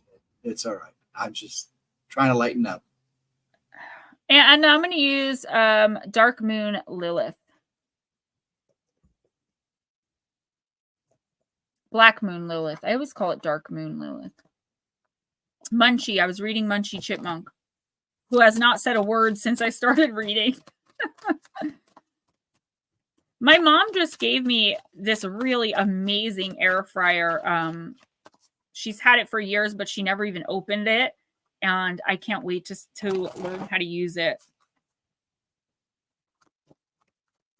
Slow motion, sneaky, sneaky. If you need a reading before you go back to sleep, let us know. Same for Maraid, because I know that you're, hours ahead of us. Munchie, if you want to talk about it, you have my number. I know you've texted me a few times, but a lot of you guys were texting me with everything you were dealing with while I was also really not in a good place. So I was even worse than I normally am at responding. So if you guys need to reach out, go ahead. Saturday is my day with my little guy. I really don't use my phone much, but Sunday I'll be around all day. And then during the week, you can always get me up until around 3 Eastern time. After that, y'all got to wait. Yeah, that was very that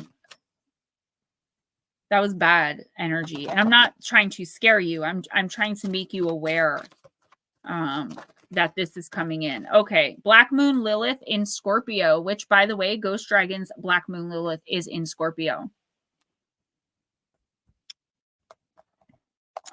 And sexual alchemy. Behold!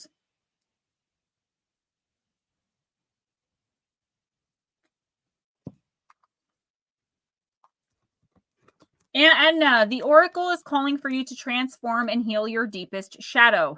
Dark energy from childhood or ancestral traumas can project into your reality now, holding you back from your true, authentic self. It can feel like an arduous process, like a dark night of the soul, but on the other end of this journey is self-empowerment. Black Moon Lilith in Scorpio is both challenging and rewarding when integrated. Symbolized by the scorpion, Scorpio is a fixed water sign which represents the depth of all emotion. Secrets, crisis, the occult, and sexual power all live under Scorpio. Mars, the god of war, and Pluto, the lord of the underworld, both rule over Scorpio.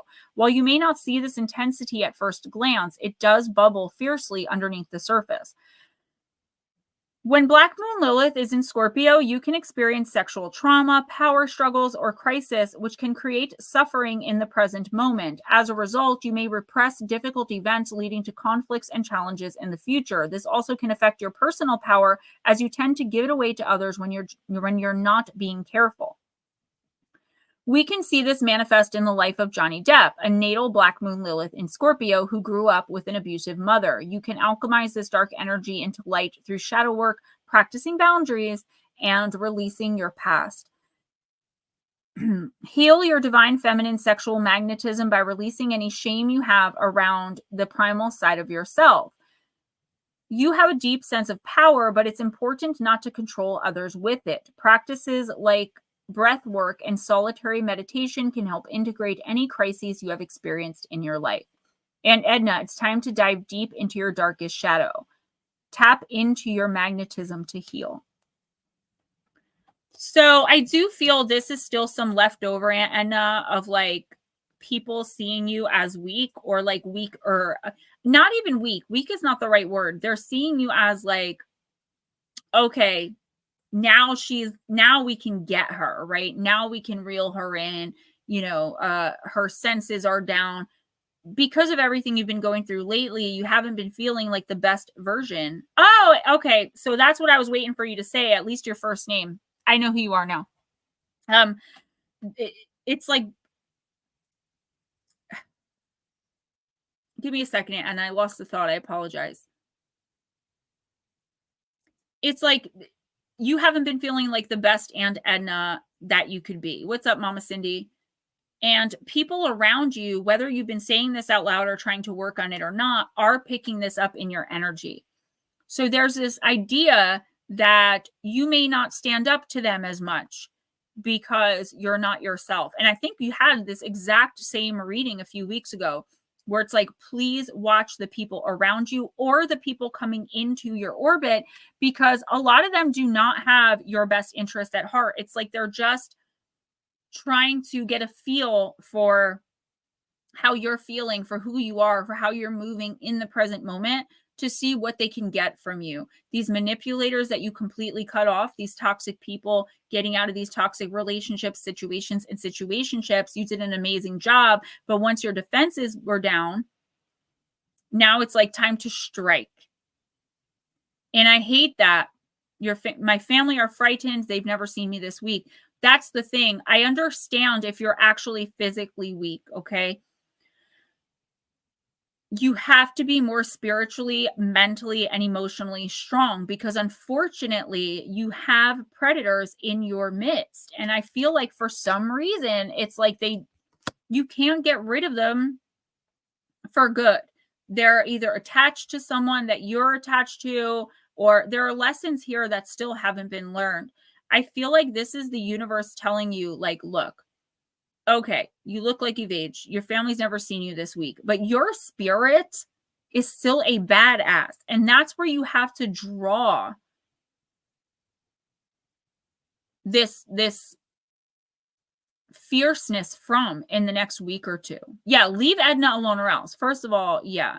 And their family, and that I understand. And that's probably why I'm seeing like the parallel connection. Like, they're gone, but they're not fully gone. They can't ever be fully gone unless you detach from someone else that you don't want to detach from, because that person's attached to that person. They won't detach from them.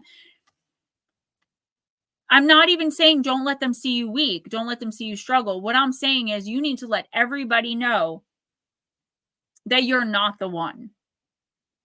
Because I feel like these people are about to try you. Do what you can to get them away from and out of your energy. Sometimes we can't. Sometimes we have to live with people that purposefully suck us dry. But there's always a way that we can do at least as much as we can, and the universe can see us working towards trying our best to detach. And if you have to go buck wild, I feel like this is the moment where the universe is going to make an allowance. Narcissists don't change. They just grow old. They turn into old narcissists for sure. And I feel like another thing I'm hearing here too, and I've been saying it a lot lately, particularly like posting it on Facebook and memes, But apology without change is just what, guys? Manipulation, right? I didn't realize how itchy this shirt is. It's probably between the wig and the shirt. All right, who's next? Smoochie.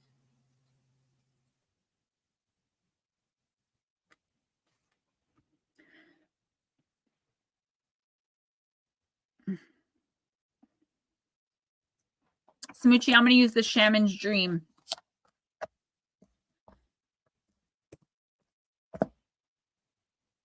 I'm not even tired.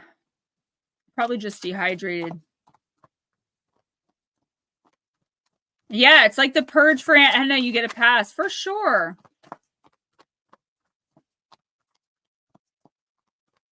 Paints Aunt Edna's toenails.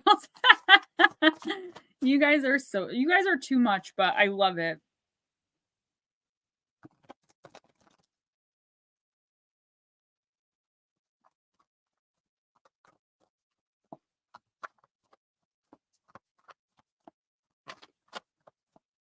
All right, let's see what advice we have for Smoochie Girl this week.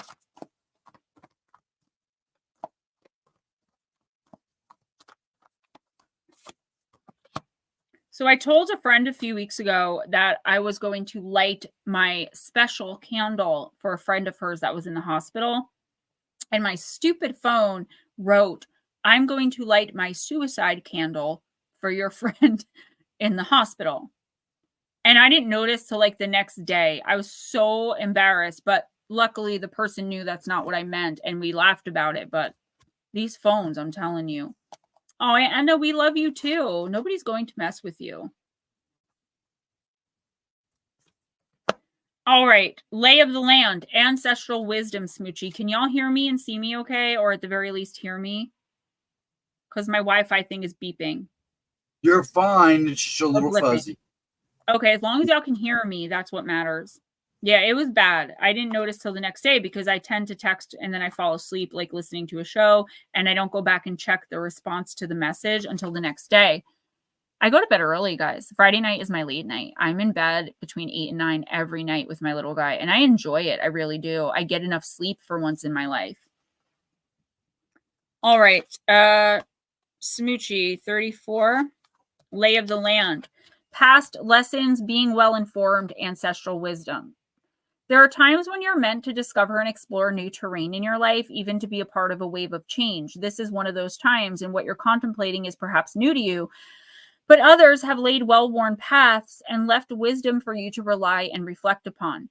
This is so you have a better understanding of the potentials and possible pitfalls on this journey. When you know the lay of the land, you're better able to fully experience what is actually being offered to you. Smoochie, this is a wonderful time to seek a mentor or good advice from an expert or an elder. That way, you'll be able to meet life's opportunities and challenges well informed. Knowing you have a map, now you can be curious about what else is here. This is a path that promises success in all areas.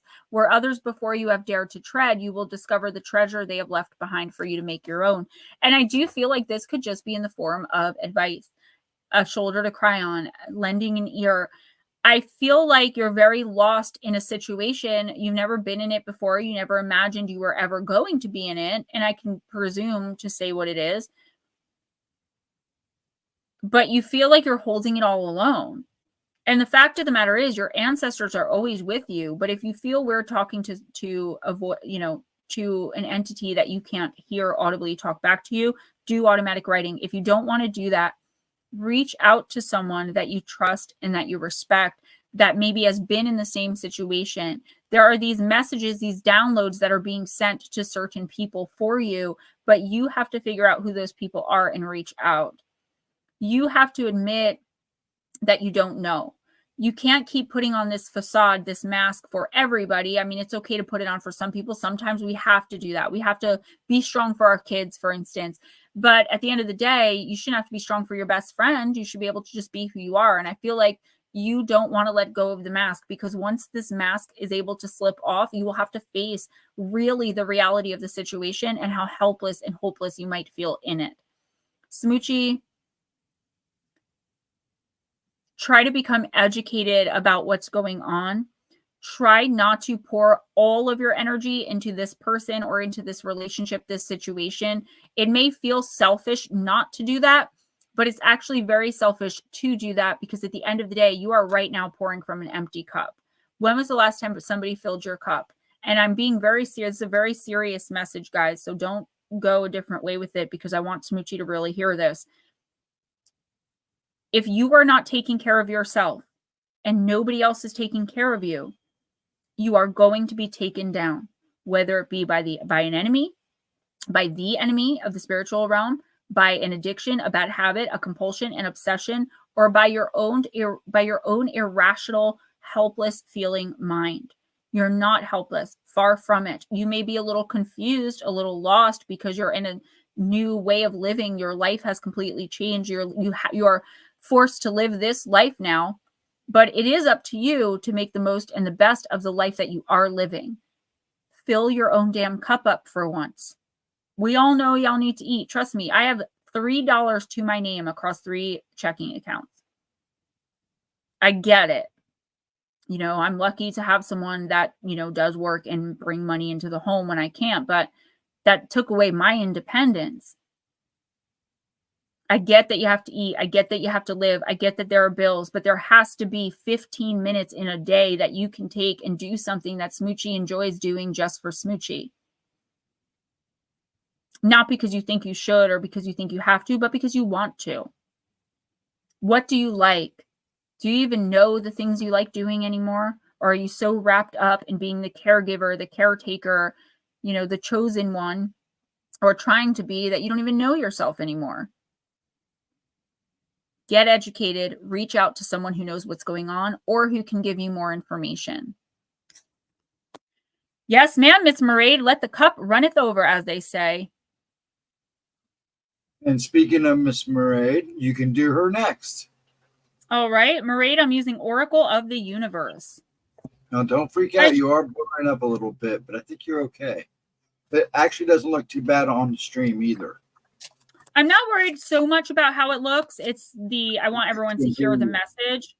But if it gets really bad, I'll either go out and come back in, or I'll just turn the Wi-Fi off on my phone. That does usually help. Got a new holster today. More excited about the free swag that came with it. Nice.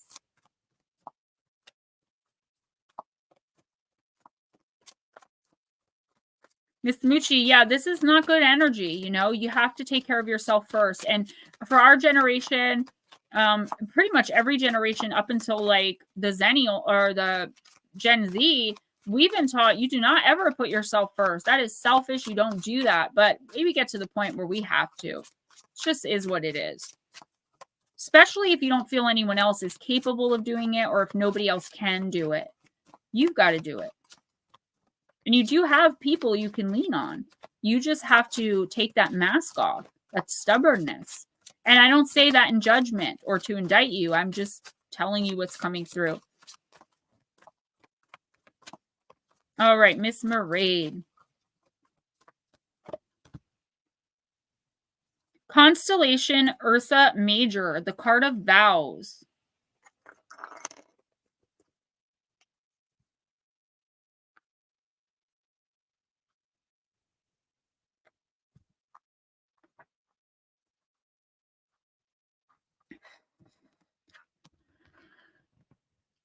Somehow in this day and age, it's a rare thing to be able to hold a secret or make a vow and never break it. While in ancient times, vows were considered a very serious thing. For example, fealty was sworn to the death. Come on. And some religious or spiritual vows were punishable by death if broken. Today, our word means a lot less.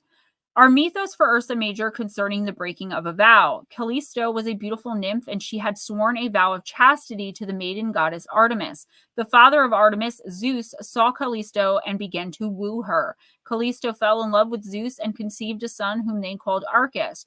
Artemis soon found out about the relationship and banished Callisto from her territory for breaking her vow. Being banished, however, was the least of Callisto's problems, as Hera, Zeus's wife, found out about the betrayal.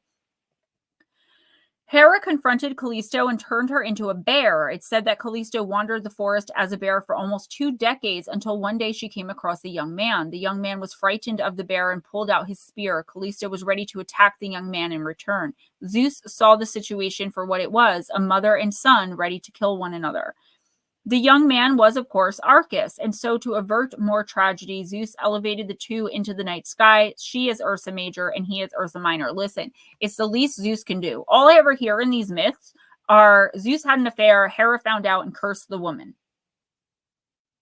It takes two, Hera. I'm just saying. I mean, he is the one that's married, right?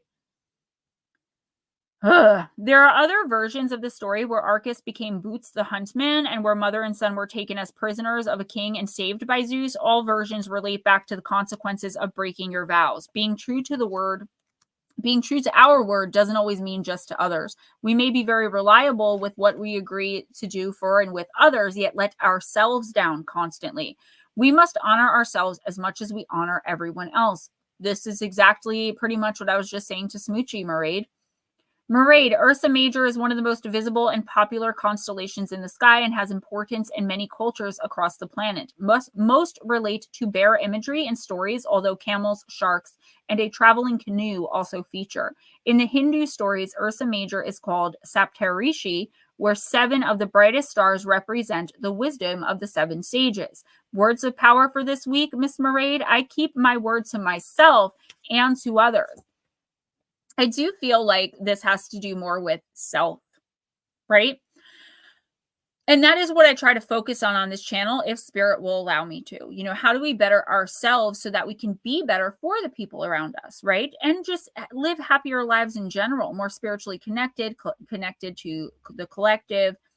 Maraid, I feel like sometimes you may feel like, and in the next week or two, this might be coming in, you've let yourself down in a lot of different ways by how you've allowed others to treat you, how you've allowed, and I'm using quotation marks for a reason, people to treat you. I mean, that's the main thing here. For some reason, you're dwelling on something. You are dwelling on something someone did to you that you feel you allowed them to do.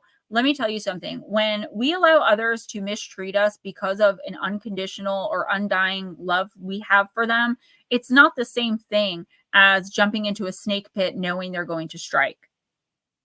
When you love someone, you don't usually see past that, or you can't usually see past that. And I feel like you have all of this pain that is surfacing or will be surfacing, but I do feel like it's already happening. It could be on and off. It doesn't have to be like a constant thing where like every time you start to feel good about yourself, you attack yourself mentally, emotionally, and you're just like, you don't actually deserve this because 20 years ago you did this. Honey, that's not how it works. This card for you in the next week or two is about letting go completely and totally of guilt, shame, fear, and regret. The 4 killers of spiritual enlightenment, the 4 murderers of abundance, the 4 takers of peace and happiness, guilt, shame, fear, and regret. This isn't to say walk around cocky and narcissistic with no shame, no guilt, no fear, and no regret. This is to process why you feel those things, accept things that you've done in moments of weakness or when you've made mistakes, and move the hell on from them. And anyone who wants to continuously bring this stuff up to you needs to go, and they need to go immediately. I don't want to see you sink into like sinking, falling. That's like you falling into like some sort of, and I'm not a medical doctor, I'm saying something like a depression, dwelling on the negative, on the hopeless, on the helpless, on, you know, the crying and the sadness. And it's okay to have those moments, but there's a real threat of you getting stuck there in those moments for a long time, having to claw and drag your way out. I'm also seeing the possible return of something or someone very toxic, something that was hard for you to let go of, or someone, and the thoughts like, well, this person will take it away. No, they won't. This thing will make those feelings go away. No, it won't. It's just going to double them and make everything 10 times worse. So keep it moving forward. In the next week or two, you can even say it out loud. or tell people who try to attack you with it, yeah, that was then. I did a really stupid thing. I did a really mean thing. I did a really horrible thing, but I'm not that person now. And if that person or these people are bringing up those things, they obviously know nothing about you, haven't taken the time to get to know you since you've changed. And it's boy bye, girl bye, bye bye. For good, period. No matter who they are, no matter how hard that is, start doing that. You need to start cutting people off without explanation. You've got a lot of people in your life right now that are either they're in it or they're circling around it, just waiting to see you like happy so they can be like, yeah, but what about that time you did that horrible thing? And just take it from you. I don't like people like that. Who's next? Okay, Vixen, if you're here, let me know, please. I'm going to go ahead and do slow motion next. Okay. Slow motion, I'm going to use your birthday oracle, the Halloween oracle. Yeah, a lot of serious messages coming in tonight. But it is what it is. It's that time. The eclipse was very refreshing and renewing. Hey, Eris. You're welcome so much, and thank you. It was in Aries, the first sign, right? So we're going to be experiencing a lot of renewal, a lot of shedding of the old skin, but we can't hold on to it and save it for later. We just have to outgrow it and move on. If you outgrow a pair of shoes or a pair of pants, you're not going to keep them, I don't think, unless they have special meaning. And even if they do, if they're not good for you or they make your feet hurt, you get rid of them, you move on, you get another pair that you love just as much. I mean, that's simplified to the nth degree, but it is what it is. Vultures, absolutely. Oh my God, I love the Deuces remix with Kanye, Tyga. Oh my God, what a great song. Runaway by Kanye West is one of my all-time favorite songs. All right, I guess we have your card, Zombie. The card of control. Zombie, zombie.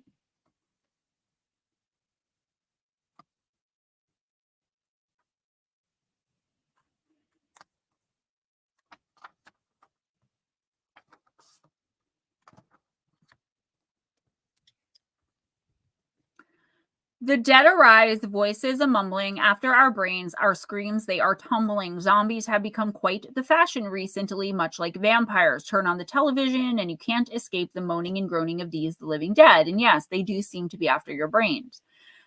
There are even public zombie walks where people dress up as zombies and appear en masse on roads and in cities. But zombies are not merely a fun icon of pop culture. Traditionally, they are mainly associated with the African and Haitian voodoo religion. Zombies are said to be dead bodies reanimated by incantations chanted by a learned practitioner called a bokor, and they are usually enlivened for a purpose. The practitioner is said to capture part of a living soul to animate the body, and that it is always a temporary action, as the soul cannot be contained in the decomposing body for long, or God will have to take the soul back. One of the most frightening aspects of the idea of zombieism is the idea of our souls and consciousness being trapped inside a body that does not do our bidding but someone else's. Another is the idea of being buried alive, the fate of some, it is said, who get trapped in already dead bodies. Should the zombies step unsteadily into your life, it's time to look at slow motion, the concept of control. Do you want to control everything, leaving little to free expression? Do you choose partners who are not your equal so that they are more easily manipulated and changed to your liking, or do you allow that to happen to you? If you're not living your most authentic life, it's time to look at why and how to change it. So yeah, slow motion. I feel like there are some things here that you may have to look at. Why, what opportunities have you passed on that maybe you're starting to regret? In the next week or two, I feel like you are going to be thinking about this. What are you making your decisions based off of? Are you listening to things you were told as a little kid that you should and shouldn't be doing? Are you listening to, what your religious people tell you? Who is really making the decisions in your life? Is it you, or is it someone somewhere? There's something here. It's like you're still holding on to some idea or ideal from your past that is ingrained into you that is stopping you from moving forward. Like you had it. I'm just using this as a silly Gemma example. You've had it ingrained since basically birth that you are to be a lawyer and that's it. You have no interest in the law and instead want to be a doctor, but didn't go to med school, went to law school. Now even though you're a rich, famous lawyer, say, I'm just, again, silly example, you're still upset and unhappy in your life. Why? Because you did not control your own decision as to which school to go to and what to do with your own life. I feel like there's some people pleasing possibly involved here. Not that you really are going out of your way and like being a butt kisser, but that there's a person or some people in your life that you feel it's your duty, it's your job to make sure they're happy, they're pleased, they're happy with you and pleased with you. And the fact of the matter is, if somebody loves you, they're going to love you, care for you, want to be there for you, regardless if you're a doctor, if you're a lawyer, if you work at the 7-Eleven, right? Nobody should be trying to control these major decisions in your life. And again, I don't feel like there's someone in your life right now that's standing over you, trying to make decisions for you. I feel like this is something from your past that has been ingrained in you. You don't do this. That's it. But this, the thing you were told never, ever able to do, you should never be doing, is something you absolutely must do in order to move forward in your life. Don't know what this means. Hopefully you do, and you can work through it. Oh, thank you, Mike. Next is Andrew.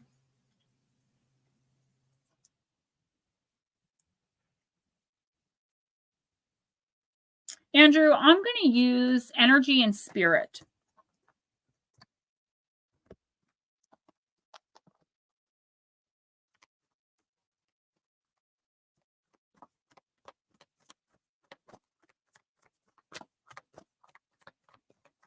No mio. So close to the bone, Gemma. I was that guy all my life. I looked after those around me. And it's okay to do that, as you know, but you can't take it to an extreme degree where you're neglecting yourself, your own wants, needs, dreams, and emotions as well, you know?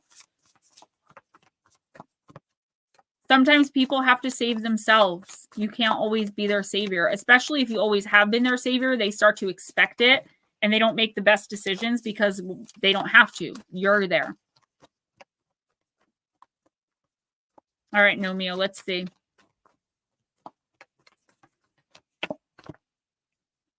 Attachment. This card comes out all the time. There's like 70 cards in this deck, and this card, like, what are the odds that every week when I use this deck, I pull it? Or during the week, during personals. Longing and desperation. Card number 2 in the shadow position. When the attachment card reverses, the woman breaks away from her web of neediness and chooses to joyfully move toward her own desires. You too have the power to make this shift and live your life with focused yet unattached intention. This choice of current happiness is blessed with great receptivity and freedom. So if you're already letting go of your attachment, continue to do so. And if not, now is the time to start. The universe always aligns with your joyous present action. Affirmation. I let go of desperation. I take action toward my goals while focusing on my present joys and blessings. This is you not thinking too far ahead, okay? This is you. Good night, Lotus Girl. Message me. I love you. Great day. I love to hear it.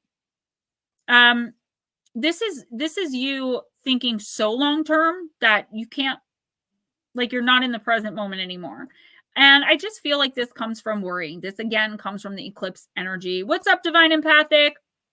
Nomio, I don't feel like there's any real threat here of like an actual attachment to something or someone or something attaching to you. I feel like what this is just like letting go of this ultimate idea of what your life should have looked like by now compared to what it does look like. Also being so laser focused on the future that you're not present in the present. The present is a gift. That's why it's called present, right? Am I right or am I wrong? That's how we kind of should be looking at things. So Nomio, in the next week or two, try to only focus on what you're doing right now. Not like if I do this, that, and then that, and then that, then in the future, Don't think past tomorrow for the next 2 weeks unless you absolutely have to. And it will condition you to start seeing things from a lens of the present. How is this affecting you now? Not what are you suffering through to get to the next phase of what might happen in the future if you suffer through this long enough? Like, just focus on right here, right now. What are you doing? How is what you're doing affecting you? Who's around you? How is their energy affecting you, etc.? I don't know why you need to do this, but here it is anyway.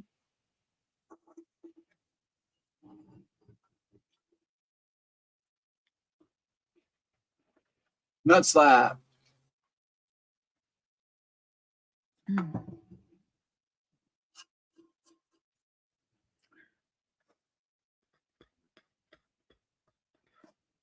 Nutslap, I'm going to use Wisdom of the House of Night. Has anyone heard from New Englander Rhodey? He wasn't doing too well the last time I talked to him, and I gave him some hard messages, and he hasn't spoken to me since. But I don't think he's just not speaking to me. I just hope that he's not still going through it. He's such a good guy. It's the same old thing since 1915. Ooh, I sang way too low on that one. What's in your head? Thank you. Now I'm going to be singing it all night. Zombie. Ryan had to go, I don't know, edit or do an interview or something.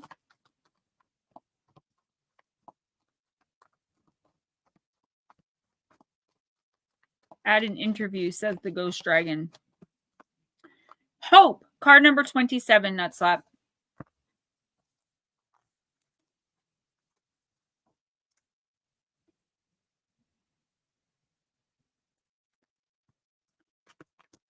When you choose the symbol of hope, know that no matter what temporary setbacks there may be in your life now, light will return again. When the moon is hidden in the darkest forest, it's hard to see your next step, and it's easy to give in to the fear that there will never be safety or light again. I am here to guide you when you have lost your way, whispering to you to maintain faith that good things will come your way once more. Take one step toward your dream. I'll take 2 steps toward you to help you achieve it. Have hope and only good will come of it. So honestly, I don't mean to sound cliche, Nutslap, but this is kind of like not giving up. Like, what is it in the last few weeks or in the next coming weeks, you know, going forward, the next 1 or 2 weeks? I don't know why I said it like that. Are you thinking, okay, you know, if it hasn't happened by now, it's not going to happen?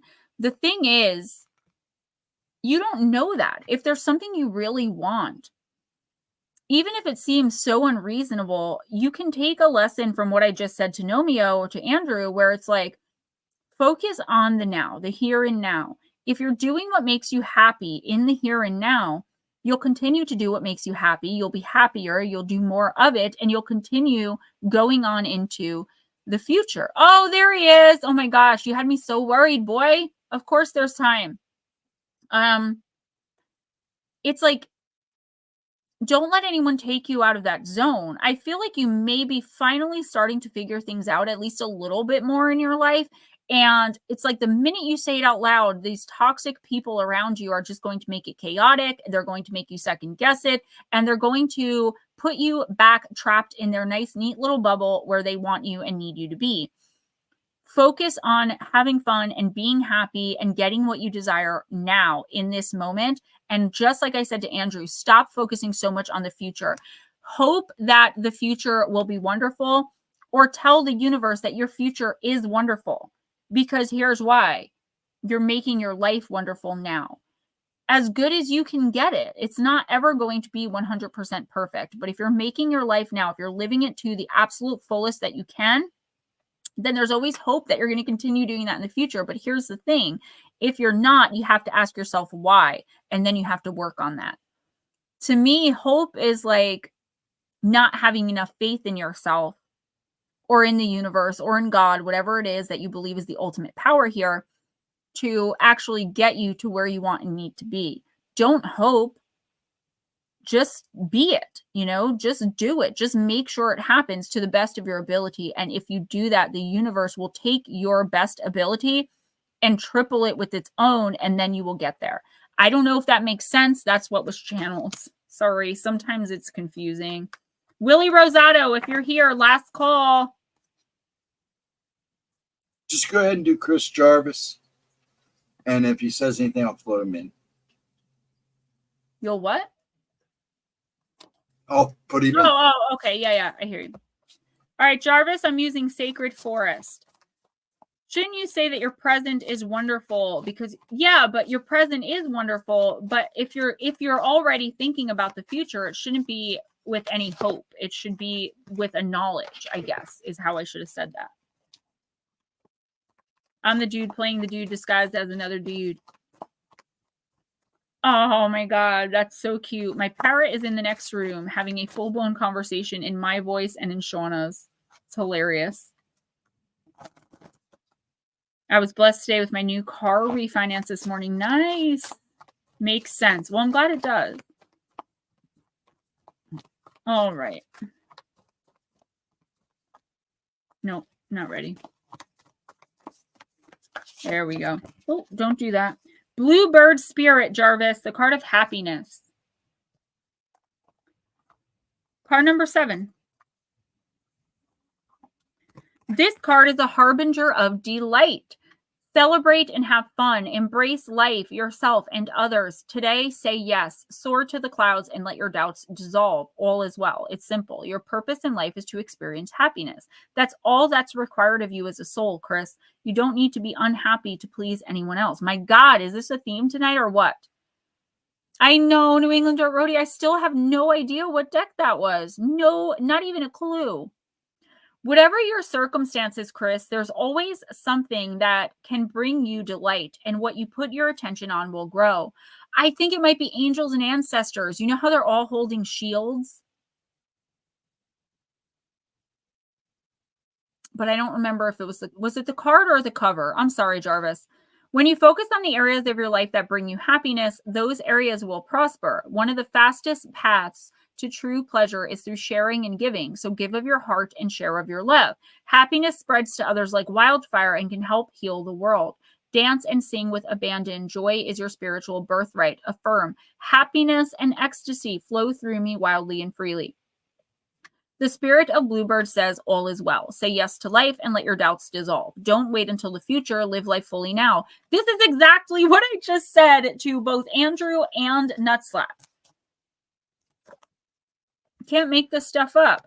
You do not need to struggle or suffer to grow. You can grow leaps and bounds amid joy. Chris, I feel like this is just, what's up, Julie girl? This is just a reminder to like count your blessings and make sure, again, I feel like this is repetitive and people in the comments are always like, she just gives the same reading over and over. You guys can clearly hear the cards. It's saying the same exact thing. This card literally said almost verbatim what I just channeled for Nutslap and for Andrew.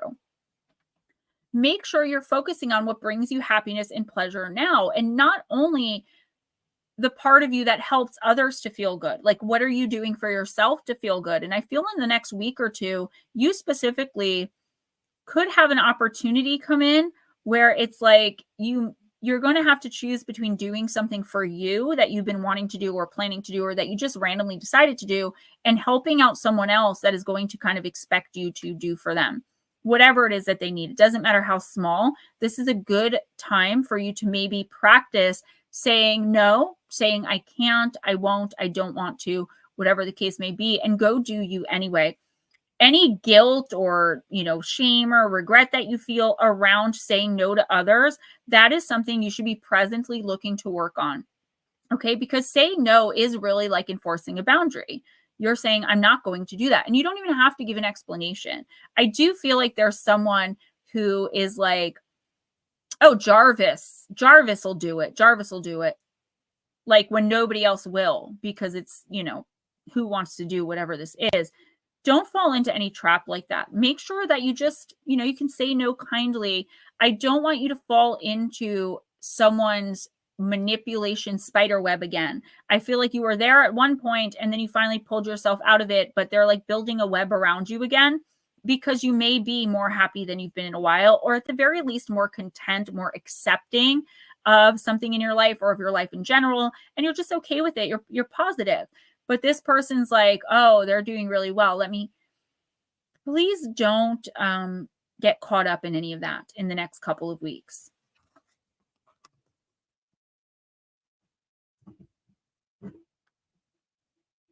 Mike J, when you're ready.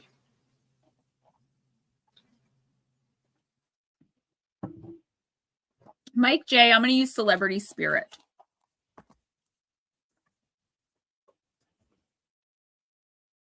You're welcome.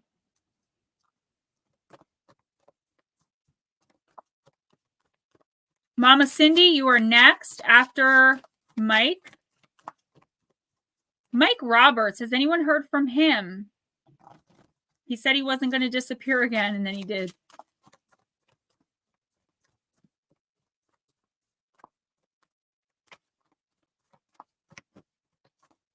I just hope he's all right. Kobe Bryant, share your knowledge. Card number 29.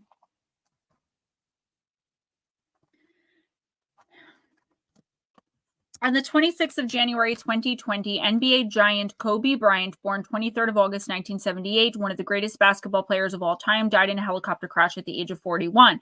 His young daughter, who was on board with him, as well as 7 others, were all killed when the accident happened in foggy weather. Unfortunately, there were no reported survivors. Kobe was a Virgo. According to reports, Kobe often used helicopters to beat the busy Los Angeles traffic. He had a career with the Los Angeles Lakers that spanned more than 20 years and was very supportive of his daughter's career in the same sport. The message: support the new generation of our children as they are the real stars of the new world. I had no idea who Kobe was until I heard the news on television. As I am not a basketball fan, I had Kobe appear in an apparition suddenly one morning, standing right next to me while I was on a bus and on my way to do some shopping with my husband. When I tuned into him, he asked if he could be included in my card deck, as it was his mission to be remembered as helping children. Kobe's reason being that he was very supportive of children's sport and the game. One of his greatest loves was his own kids, whom he adored. When he died, he said he was with his daughter, who was still by his side, safe and doing well, and with him in the spirit world. The meaning: if you have received this card, Mike, many people who know you may look up to you, as you are capable of great feats of strength or skill. Through this belief in yourself and your own determination, you are able to confront any obstacle in your own life with great success, no matter how difficult or complicated the situation is or may be. No matter what life throws at you or how you are tested, you have this innate ability and spiritual power to rise above your fears due to your belief in yourself, the outcome, and your capabilities for your empowerment. Understand you are a valuable asset in many people's lives. So I don't know. I'm getting a little bit of a different feel here where it's like questioning something, questioning why you're here, questioning what you're meant to do. And I don't feel like in a bad way, like, oh, why am I here? Life's so horrible.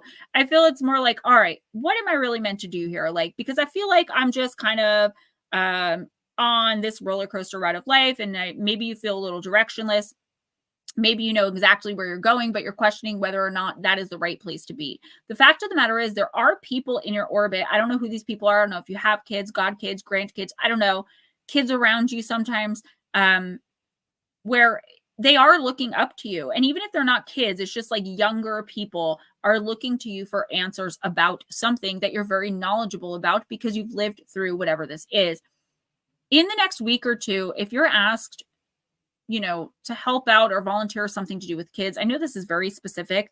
Please do that. But otherwise, I think just pay attention to your thought process. Okay. Pay attention to, making sure that you're not, how do I say this? That you're not just going along to get along, that you are actively working towards some kind of goal or achieving some kind of dream. And when people come to you for advice or help, there's always something you can say to someone to cheer them up or make them feel happy. Surely, you know what I mean? Even if you don't have all of the right answers, you have an answer. And in the next week or two, for whatever reason, Mike, that message is going to be very important. Jarvis, have a great weekend. Love you, honey. Who's next? Cindy Lee. Mama Cindy, I am going to use Moonology Manifestation.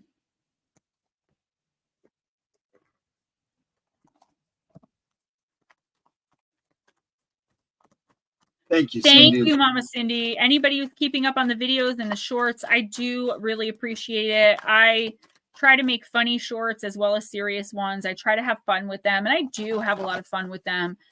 Just be sure to, if you don't know what to comment, just put an emoji. You know what I'm saying? Because it all counts as a comment.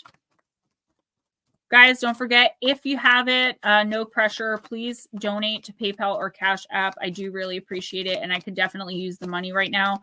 I only get paid once a month from YouTube, and I only get 51% of all of my earnings, including donations. And if the day that they pay out once a month, which is the 21st, falls on a weekend, I don't get paid until the day after. So I will not be getting paid till Monday, and it's not a lot because they take half. If they didn't take half, I would be better. Still not, making a living off YouTube, but it's something I love doing, and that means a lot more to me than the money I make. But like I was saying before, we all have to face the reality that we do have bills that need to be paid,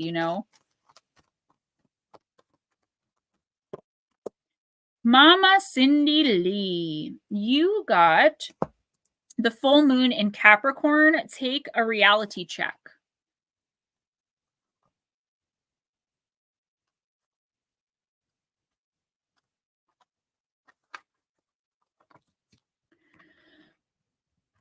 That's okay. That works too. No pressure to comment. I'm just saying, if you want to and you don't know what to say, just leave a heart, a gemstone, an arrow. I don't care what you put there. A foot.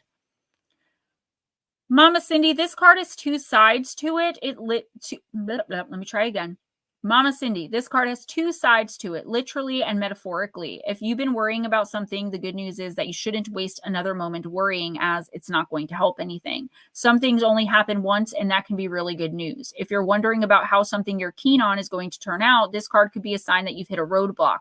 If you want to change that, you're going to need to put in an extra effort with your manifesting work. Find a balance between facing your reality and be kind to yourself and others.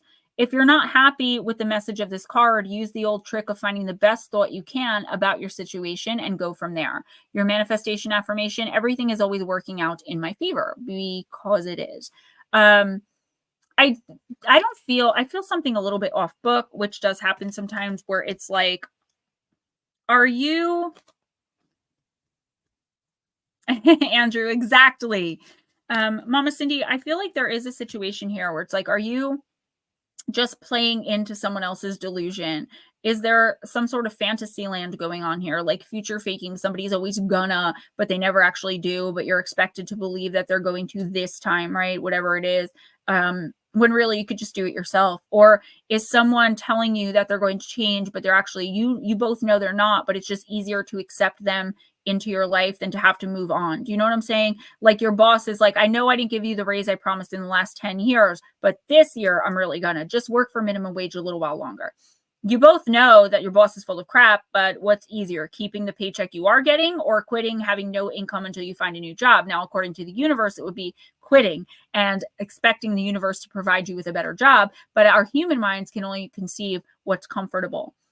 In the next week or two, step outside of your comfort zone when making any and all decisions, because I feel like you are making decisions out of just wanting to be comfortable, not wanting to deal with any more drama or trauma or chaos or stress. And you're going to make some terrible decisions if you stay in that mindset. Get comfortable with being uncomfortable, and you can rule the world. Stop playing into other people's delusions. It doesn't mean you have to call them out on their behavior, because people like this are never going to be accountable. They're never going to allow you to hold them responsible. You have to emotionally detach as best as you can, and remember that this person literally knows how you feel. It's not you failing to explain it properly. You're explaining it just fine. They're purposefully causing confusion and maybe even some chaos to not have to be accountable. That way they don't have to change. Remember, apology without change is just manipulation. At the end of the day, that's all it is. Keep that in mind this week. It's going to be important to you. Who's next? Well, I know it's not, I don't know if it's your job or not. I was just kind of using that as an example to get my point across. I never know what examples to use because I don't know everything about you guys. Who's next? I'm sorry. No, it's all right. Eris is next. Eris, let's use the Archangel Animal.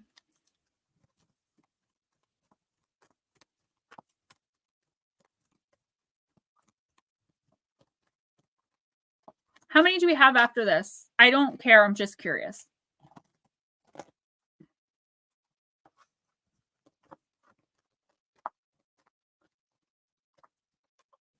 So it looks like a lot. 3 here. 3 here.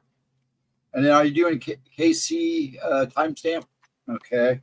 Then Ryan timestamp and you're done. All right, cool. I'm starving. That's the only reason I asked. You got New England Dirt Roadie on there, right? Yes. Oh. 2:15 a.m. here. My coffee is empty. I'm going to try and sleep. Never forget, you're all beautiful and you are one of a kind. Good night, all. Much love. Love you so much. Go get some rest. You deserve it. And by the way, you are so beautiful. I see your pictures on Facebook.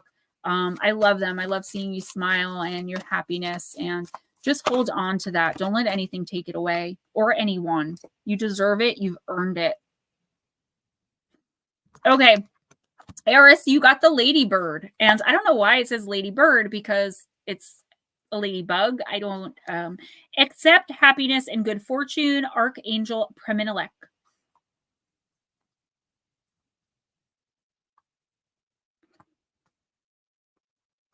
Eris.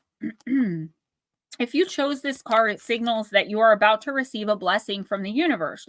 An angel may touch you. Happiness awaits you. You are illuminated with new understandings, or good fortune is coming your way. Give thanks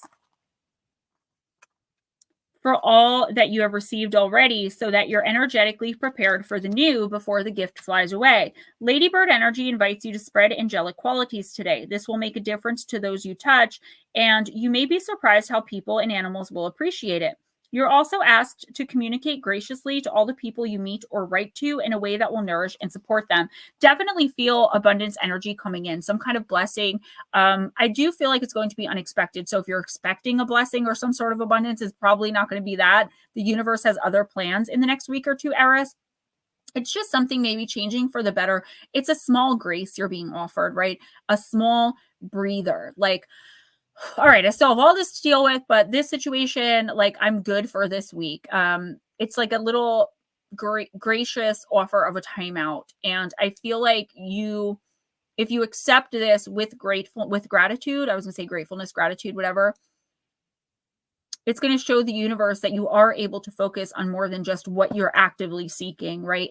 This is being done to show you that there are other things out there. There are other things going on. There are other possibilities. There are whole new worlds that are around you, but you're so laser focused on something, either achieving something or doing something or getting to a certain place in your life. And the universe is like, well, don't forget about all these other amazing things. I also see, just like I saw for someone a few minutes ago, people coming in and asking you for advice, or maybe people from the past coming back in, but I don't see this as a negative thing like I normally do. This is like, for example, silly example, someone from high school being like, hey, I haven't seen you in 20 years, but I'm in your area, and you get together and you guys talk or whatever, or it ends up being a soulmate, something like that. So the past connection that I'm seeing in your case is a very good one. It's a very positive one. It's a good influence for you.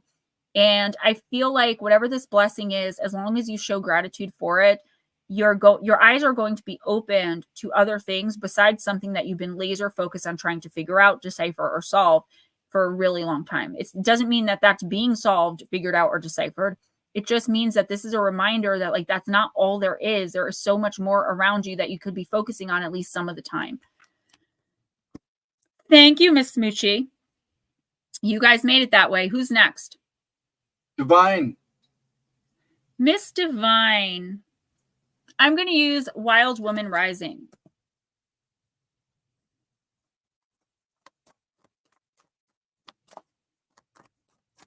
And Divine, I do have an answer for you on that thing with the merch. I'm so sorry it took so long. Arisha moved the website back to Facebook, but I can talk to you more about that tomorrow. I will text you. Don't want anyone to think I'm ignoring them. I just get so caught up, guys.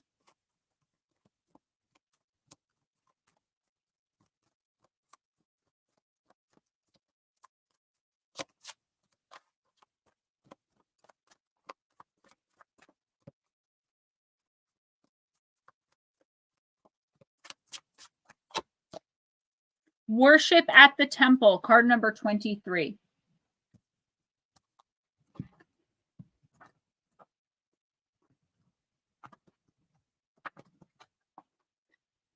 Your body is a work of art, a divine temple, a sacred, hold on, my decks are falling here, a sacred geometry.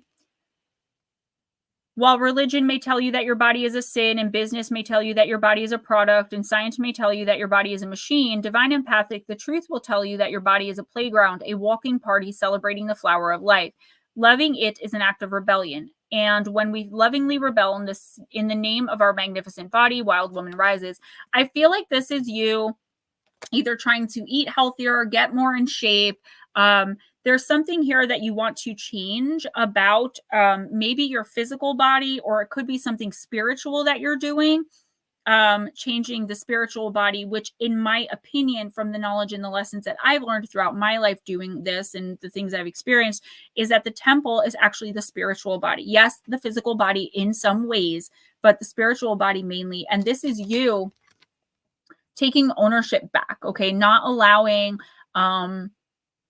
maybe you're getting rid of sugar. I mean, there's something going on here. Definitely there's a physical change, a change in diet, whether that's a forced change, whether you have whether you know what I'm talking about or you don't. The next month or two, pay attention to it. If your body's telling you something, if you're in pain, you're not feeling well, or if you just keep getting this thought in your head that like you should cut out sugar and it's incessant, this is doing something for you. I feel like this could also just be a simple thing, like you're finally taking the time to work baths into your schedule. I know that this sounds really silly, like a really silly message, but at the end of the day, it's not. It's a reminder of self-care. Only this is coming in the form of spiritually and physically and not mentally and emotionally, like a lot of the time we're talking about. Being okay with getting all dressed up just because you want to feel like you look nice, you know, not really necessarily even going somewhere, and understanding that you are in total control of what you wear, you know, how you look. I feel like you could be getting some criticism, or that you're used to getting criticism about wearing makeup or wearing, you know, for me, it's wearing wigs. But I feel like you're coming into a space in the next couple of months where you're very comfortable in yourself, in not only who you are, but in how you look, and probably more so in your physical space. And this is just the universe telling you, don't let anyone take that. Don't start thinking back to the times where you were criticized for, you know, dyeing your hair a certain color or wearing a mini dress at your age. Or I'm just thinking of mean things that people can say. I think you're beautiful. This is the universe wanting you to know that you're beautiful inside and out, regardless of what you look like on the outside. And don't let anyone try to use their looks to try and manipulate you. This is, okay, so here's the real message. I was wondering when it was coming. This is seeing past, not judging a book by its cover, but in like the opposite way. So making sure that you aren't blinded to someone's BS, their toxicity, their chaos, because they look nice. This could be male or female. There's someone coming in here, or that you just met. Okay, this isn't a past thing. This is a just met, or someone coming in the next 2 weeks, 2 to 4 weeks, where it's like, okay, this person is so pretty and has such a nice smile. How could she possibly be trying to give me the wrong advice on purpose because she's evil? No, like make sure you know who you're dealing with in all situations at all times, particularly in the next 2 to 4 weeks, because someone very manipulative is trying to get in here and weasel their way into your life for some toxic reason that I'm not sure of. Change your workout since you hit a plateau and started running again, since you quit smoking, digging even deeper spiritually. The other message here, the universe telling you, awesome.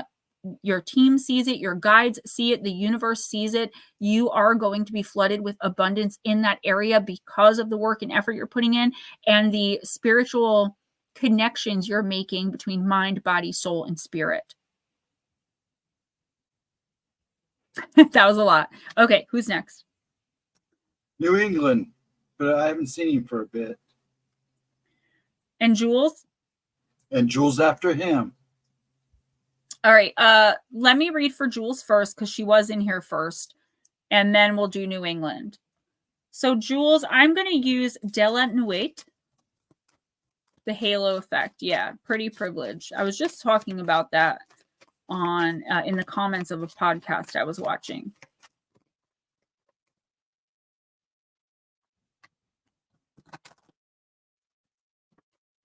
All right, Netter, you're next, hon. Jules was in here first. Got to give my girl Jules her reading. Jules, you have a personal coming from me next week as well. Love you, Mark. Have a great weekend. Oh, I'm so glad it makes sense. Awesome. Beauty and the Beast, card number 23, my favorite number, and one of my top 3 favorite fairy tales. Jules, at first I was scared and sad when I saw myself locked away in the castle of this ugly and frightful beast, but then I learned to open my heart. I taught my eyes to see beyond appearances. I discovered hidden beauty behind the beastie face. Therefore, I realized that a beast can be kind and gentle, and that true love can sometimes be born in the strangest of places. Don't trust what your eyes see. Trust what your heart feels. Appearances are deceiving. Maybe at first things will seem dark and unpleasant. For you, Jules, this is the other way around, okay? Give them a second thought and don't make up your mind too hastily. So what your message would be is maybe at first things won't seem so dark and unpleasant. Don't give it a second thought and make up your mind quickly, because your intuition is going to tell you exactly what's going on, exactly what this person's intentions are, and exactly what you need to do to get them away. Learn to close your heart off when needed. You cannot make decisions based on what your heart is telling you. It is the biggest deceiver. It will guilt trip you and lie to you every single time. The rose-colored glasses a lot of us look at the world through sometimes, those are made by your heart. Your heart puts them on your eyes. So this says there is a great amount of beauty and love involved here. There is no beauty or love here, but that fact may be hidden from your sight for the moment. So close your eyes, trust your intuition. You will discover what's really going on. And that was me changing the words to this to make it fit your narrative of your reading this week. This is all stuff you know, and I feel like you're stuck because you do know it, but you don't know how to act on it. You feel stuck, trapped, and just exposed to what and or whoever this is. In the next week or two, I want you to really, Jules, really do this. Don't just say, I can't do anything, or I have to deal with this for now, or things will get better. Sit and really think with your spiritual mind, your intuition, your gut, the downloads you receive sometimes when you really reach for them, and figure out what you can do about this situation. There is an answer out there. The universe will always provide one. It's a matter of, are you going to stay comfortable in this trauma, drama, and chaos, possible abuse? Or are you going to get your butt uncomfortable AF and finally take the steps that are necessary to permanently do something about this? Or at the very least, if not permanently, in the long term, for the long term. This is not a judgment or indictment saying that you're not doing anything, so don't take it that way. This is the universe saying it's going to be an incredibly uncomfortable process. So if you feel somewhat like, all right, well, I'm used to this, you feel comfortable in any way, even if it's just in the toxicity, you're not doing the right thing. There's a solution here you're just not seeing. And that's because your heart is telling you, oh, it's just so-and-so. That's just how they are. No, nobody has permission to just act like an a-hole and a douche all the time. And we just accept it as, oh, that's just so-and-so. No. Not acceptable, especially when you're an adult. That's like saying, oh, that's just Billy. He's only 5. Yeah, well, Billy's only 5, right? Heartectomy. There isn't one, right? So you have to figure out a way away from it. Okay, New England Dirt Roadie. I'm going to open up Angels and Ancestors just to see if maybe this was the card. I don't think so, but we can try. Josephine popped in too. All right, Josephine will be last because I have to go eat.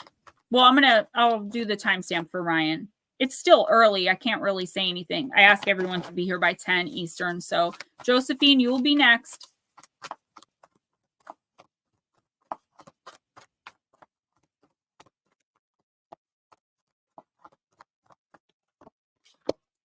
Stargazer, set your sights higher. This is a beautiful card. Oh my God, my stomach is like, I'm surprised you guys can't hear it.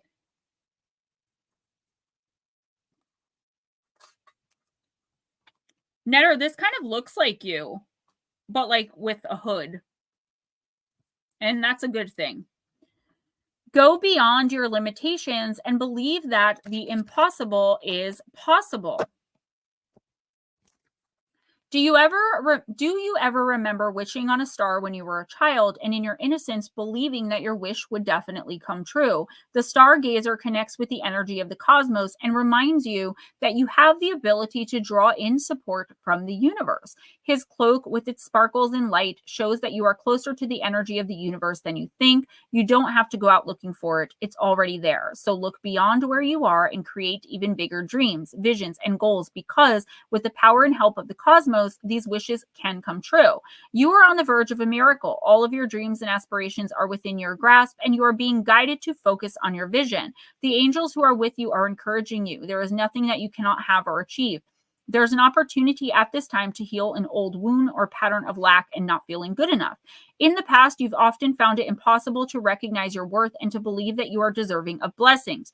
Angel and ancestor wisdom is reminding you that you are an incredible and infinite spark of the universe, Netter, and the universe is not only within you, it absolutely adores you. You are talented, filled with strength, and have the abilities you need to turn your wildest dreams into reality. But you have to, yes, you are. I guess it's like the hair. I can see you like with the cloak and the hair. I feel like you just have to give yourself more credit. And I said this to someone much earlier in stream. It's the self-talk. It's you talking out loud and being like, this is never going to work. I'm never going to meet anybody. I'm never going to get a better job, like whatever. It's like life has beaten you so down sometimes that it's a pretty accurate card, that you are now expecting the worst. You're expecting the least. Instead of expecting abundance and greatness and achievement and blessing, you're expecting things to turn to poop in a matter of seconds. When is the bomb going to drop? When is the other shoe going to fall? You have to somehow get your mind out of that. Using guided meditations while you sleep or while you spend 15 minutes in silence, like in meditation, put them in your earbuds. This will help you remove yourself from that frame of mind, because if you're constantly focused on like doom and gloom and things not working out, that's the energy you're putting out into the universe. That is the energy that the universe is going to bounce back to you. Please be mindful of the things you say. I always say I'm so weird and awkward, but that's making me even more weird and awkward because I'm putting it out there that that's what I am. That's how people would start to see me. I just put it out there that I'm a badass. I am successful. I'm a professional woman. I am strong. I'm independent. And it sounds ridiculous because we were taught to self-loathe. You can't do it anymore. If you really have had enough and you're fed up and you can't take it, do some guided meditations for positive thinking, positive self-talk, bringing in blessing, bringing in abundance, and just see if it works. What do you really have to lose by trying this? What do you have to lose by, instead of always immediately thinking the worst, taking that thought and turning it? Good. So keep going with it. There is blessing and abundance here. It's right around the corner. But again, you have to be willing to accept it. And whether you think you are accepting of it or not, you're not, because otherwise the universe would not be giving you this card. Is Josephine still here? And Vixen popped back in too. Didn't I read for Vixen? No, we passed her because of she wasn't in the room. So I'll leave that up to you. She said that was okay to leave up to you. Ryan, no, I don't mind reading for her, but I feel like I did already. No, you didn't. I would have crossed it off. I put a hold beside her name. Okay, so let's read for... I'm waiting to see if Josephine popped back up. It takes her forever to answer. I know. I'm going to read for Vixen Joe while we wait for Josephine. Hey, if you want to wait to do Ryan, you could do a card for him Tuesday. Let's do that. I really just need to eat. I had a bowl of cereal today, and I've been up since 6:30, so I can't pay for my shake anymore. So I have to eat breakfast, and I hate eating breakfast. All right, so let's do Vixen Doe, and then we'll do Josephine. And Ryan, I'll read for him in the beginning of the stream on Tuesday. First quarter moon in Virgo. Assess the situation. Sagittarius, Capricorn, Scorpio, Libra, Virgo. Vixen doe, stop, breathe, and take stock. Perhaps you've taken on too much. Now is the time to be reliable and practical. Laziness will be your enemy. Also, don't be too influenced by the quote-unquote crowd and what they're saying. Do you still want what you used to want, and do you want it as much? If so, are you really doing what needs to be done to make your dreams real? Express how you feel, but do it without too much self-criticism or criticism of others. Make an honest inventory about where you could do more to manifest your dreams. The energies at play here are a mix of flirtatious and shy, inquiring and hesitant. You need to work them in your favor. This card asks you to be mentally flexible. Whatever challenges you face, your current situation is unlikely to be at a total impasse. So this is like reassessing, right? Vixen doe, poopily. Vixen doe, this is reassessing your life, your wants, your goals, your desires, your needs, the things that you're doing to obtain these things. And are you really doing enough? And do you want them bad enough to do more? These are a lot of questions we always ask ourselves as spiritual beings in having this human experience. We just don't ask them maybe in that particular way or in that particular order, but it is something that's on our minds a lot of the time.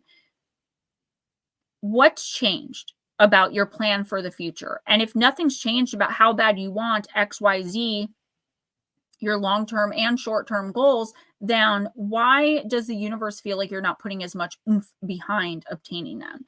I feel, again, I have to use the word, and I'm so repetitive, I'm sorry, but I feel like you got comfortable in a certain area of your life. And I think it's like obtaining your goals and your dreams. You became just comfortable in what you have, which is great. You know, what you have, you're blessed and you're good with it. But didn't you want more? Didn't you set out to obtain and achieve more? And if you don't want that anymore, that's fine too, but you can't just stay in your comfort zone forever. You got to find something else to strive for. If you want to take some time off, then it's okay to relax, but don't get stuck in this never-ending cycle of I'll do it next week, I'll deal with it next time, because things aren't really all that bad, but they're not really incredibly amazing and abundant either. You're in this limbo because somewhere inside of you, whether you're consciously aware of it or not, you are resisting change. It's like, I've already been through enough change. I don't want any more change, but you need more change. You know, you should have more change. You were originally going after much more change than this, but you're like, well, this is okay. Do you really want your life and everything in it to be just okay? And if not, figure out what you need to do, because there is opportunity and there are answers coming right around the corner in the next 2 weeks. Did Josephine answer? All right, guys, love you all so, so much. Have an amazing weekend. Monday morning at 11 a.m. Eastern, we are going to be talking about encounters with the Mothman.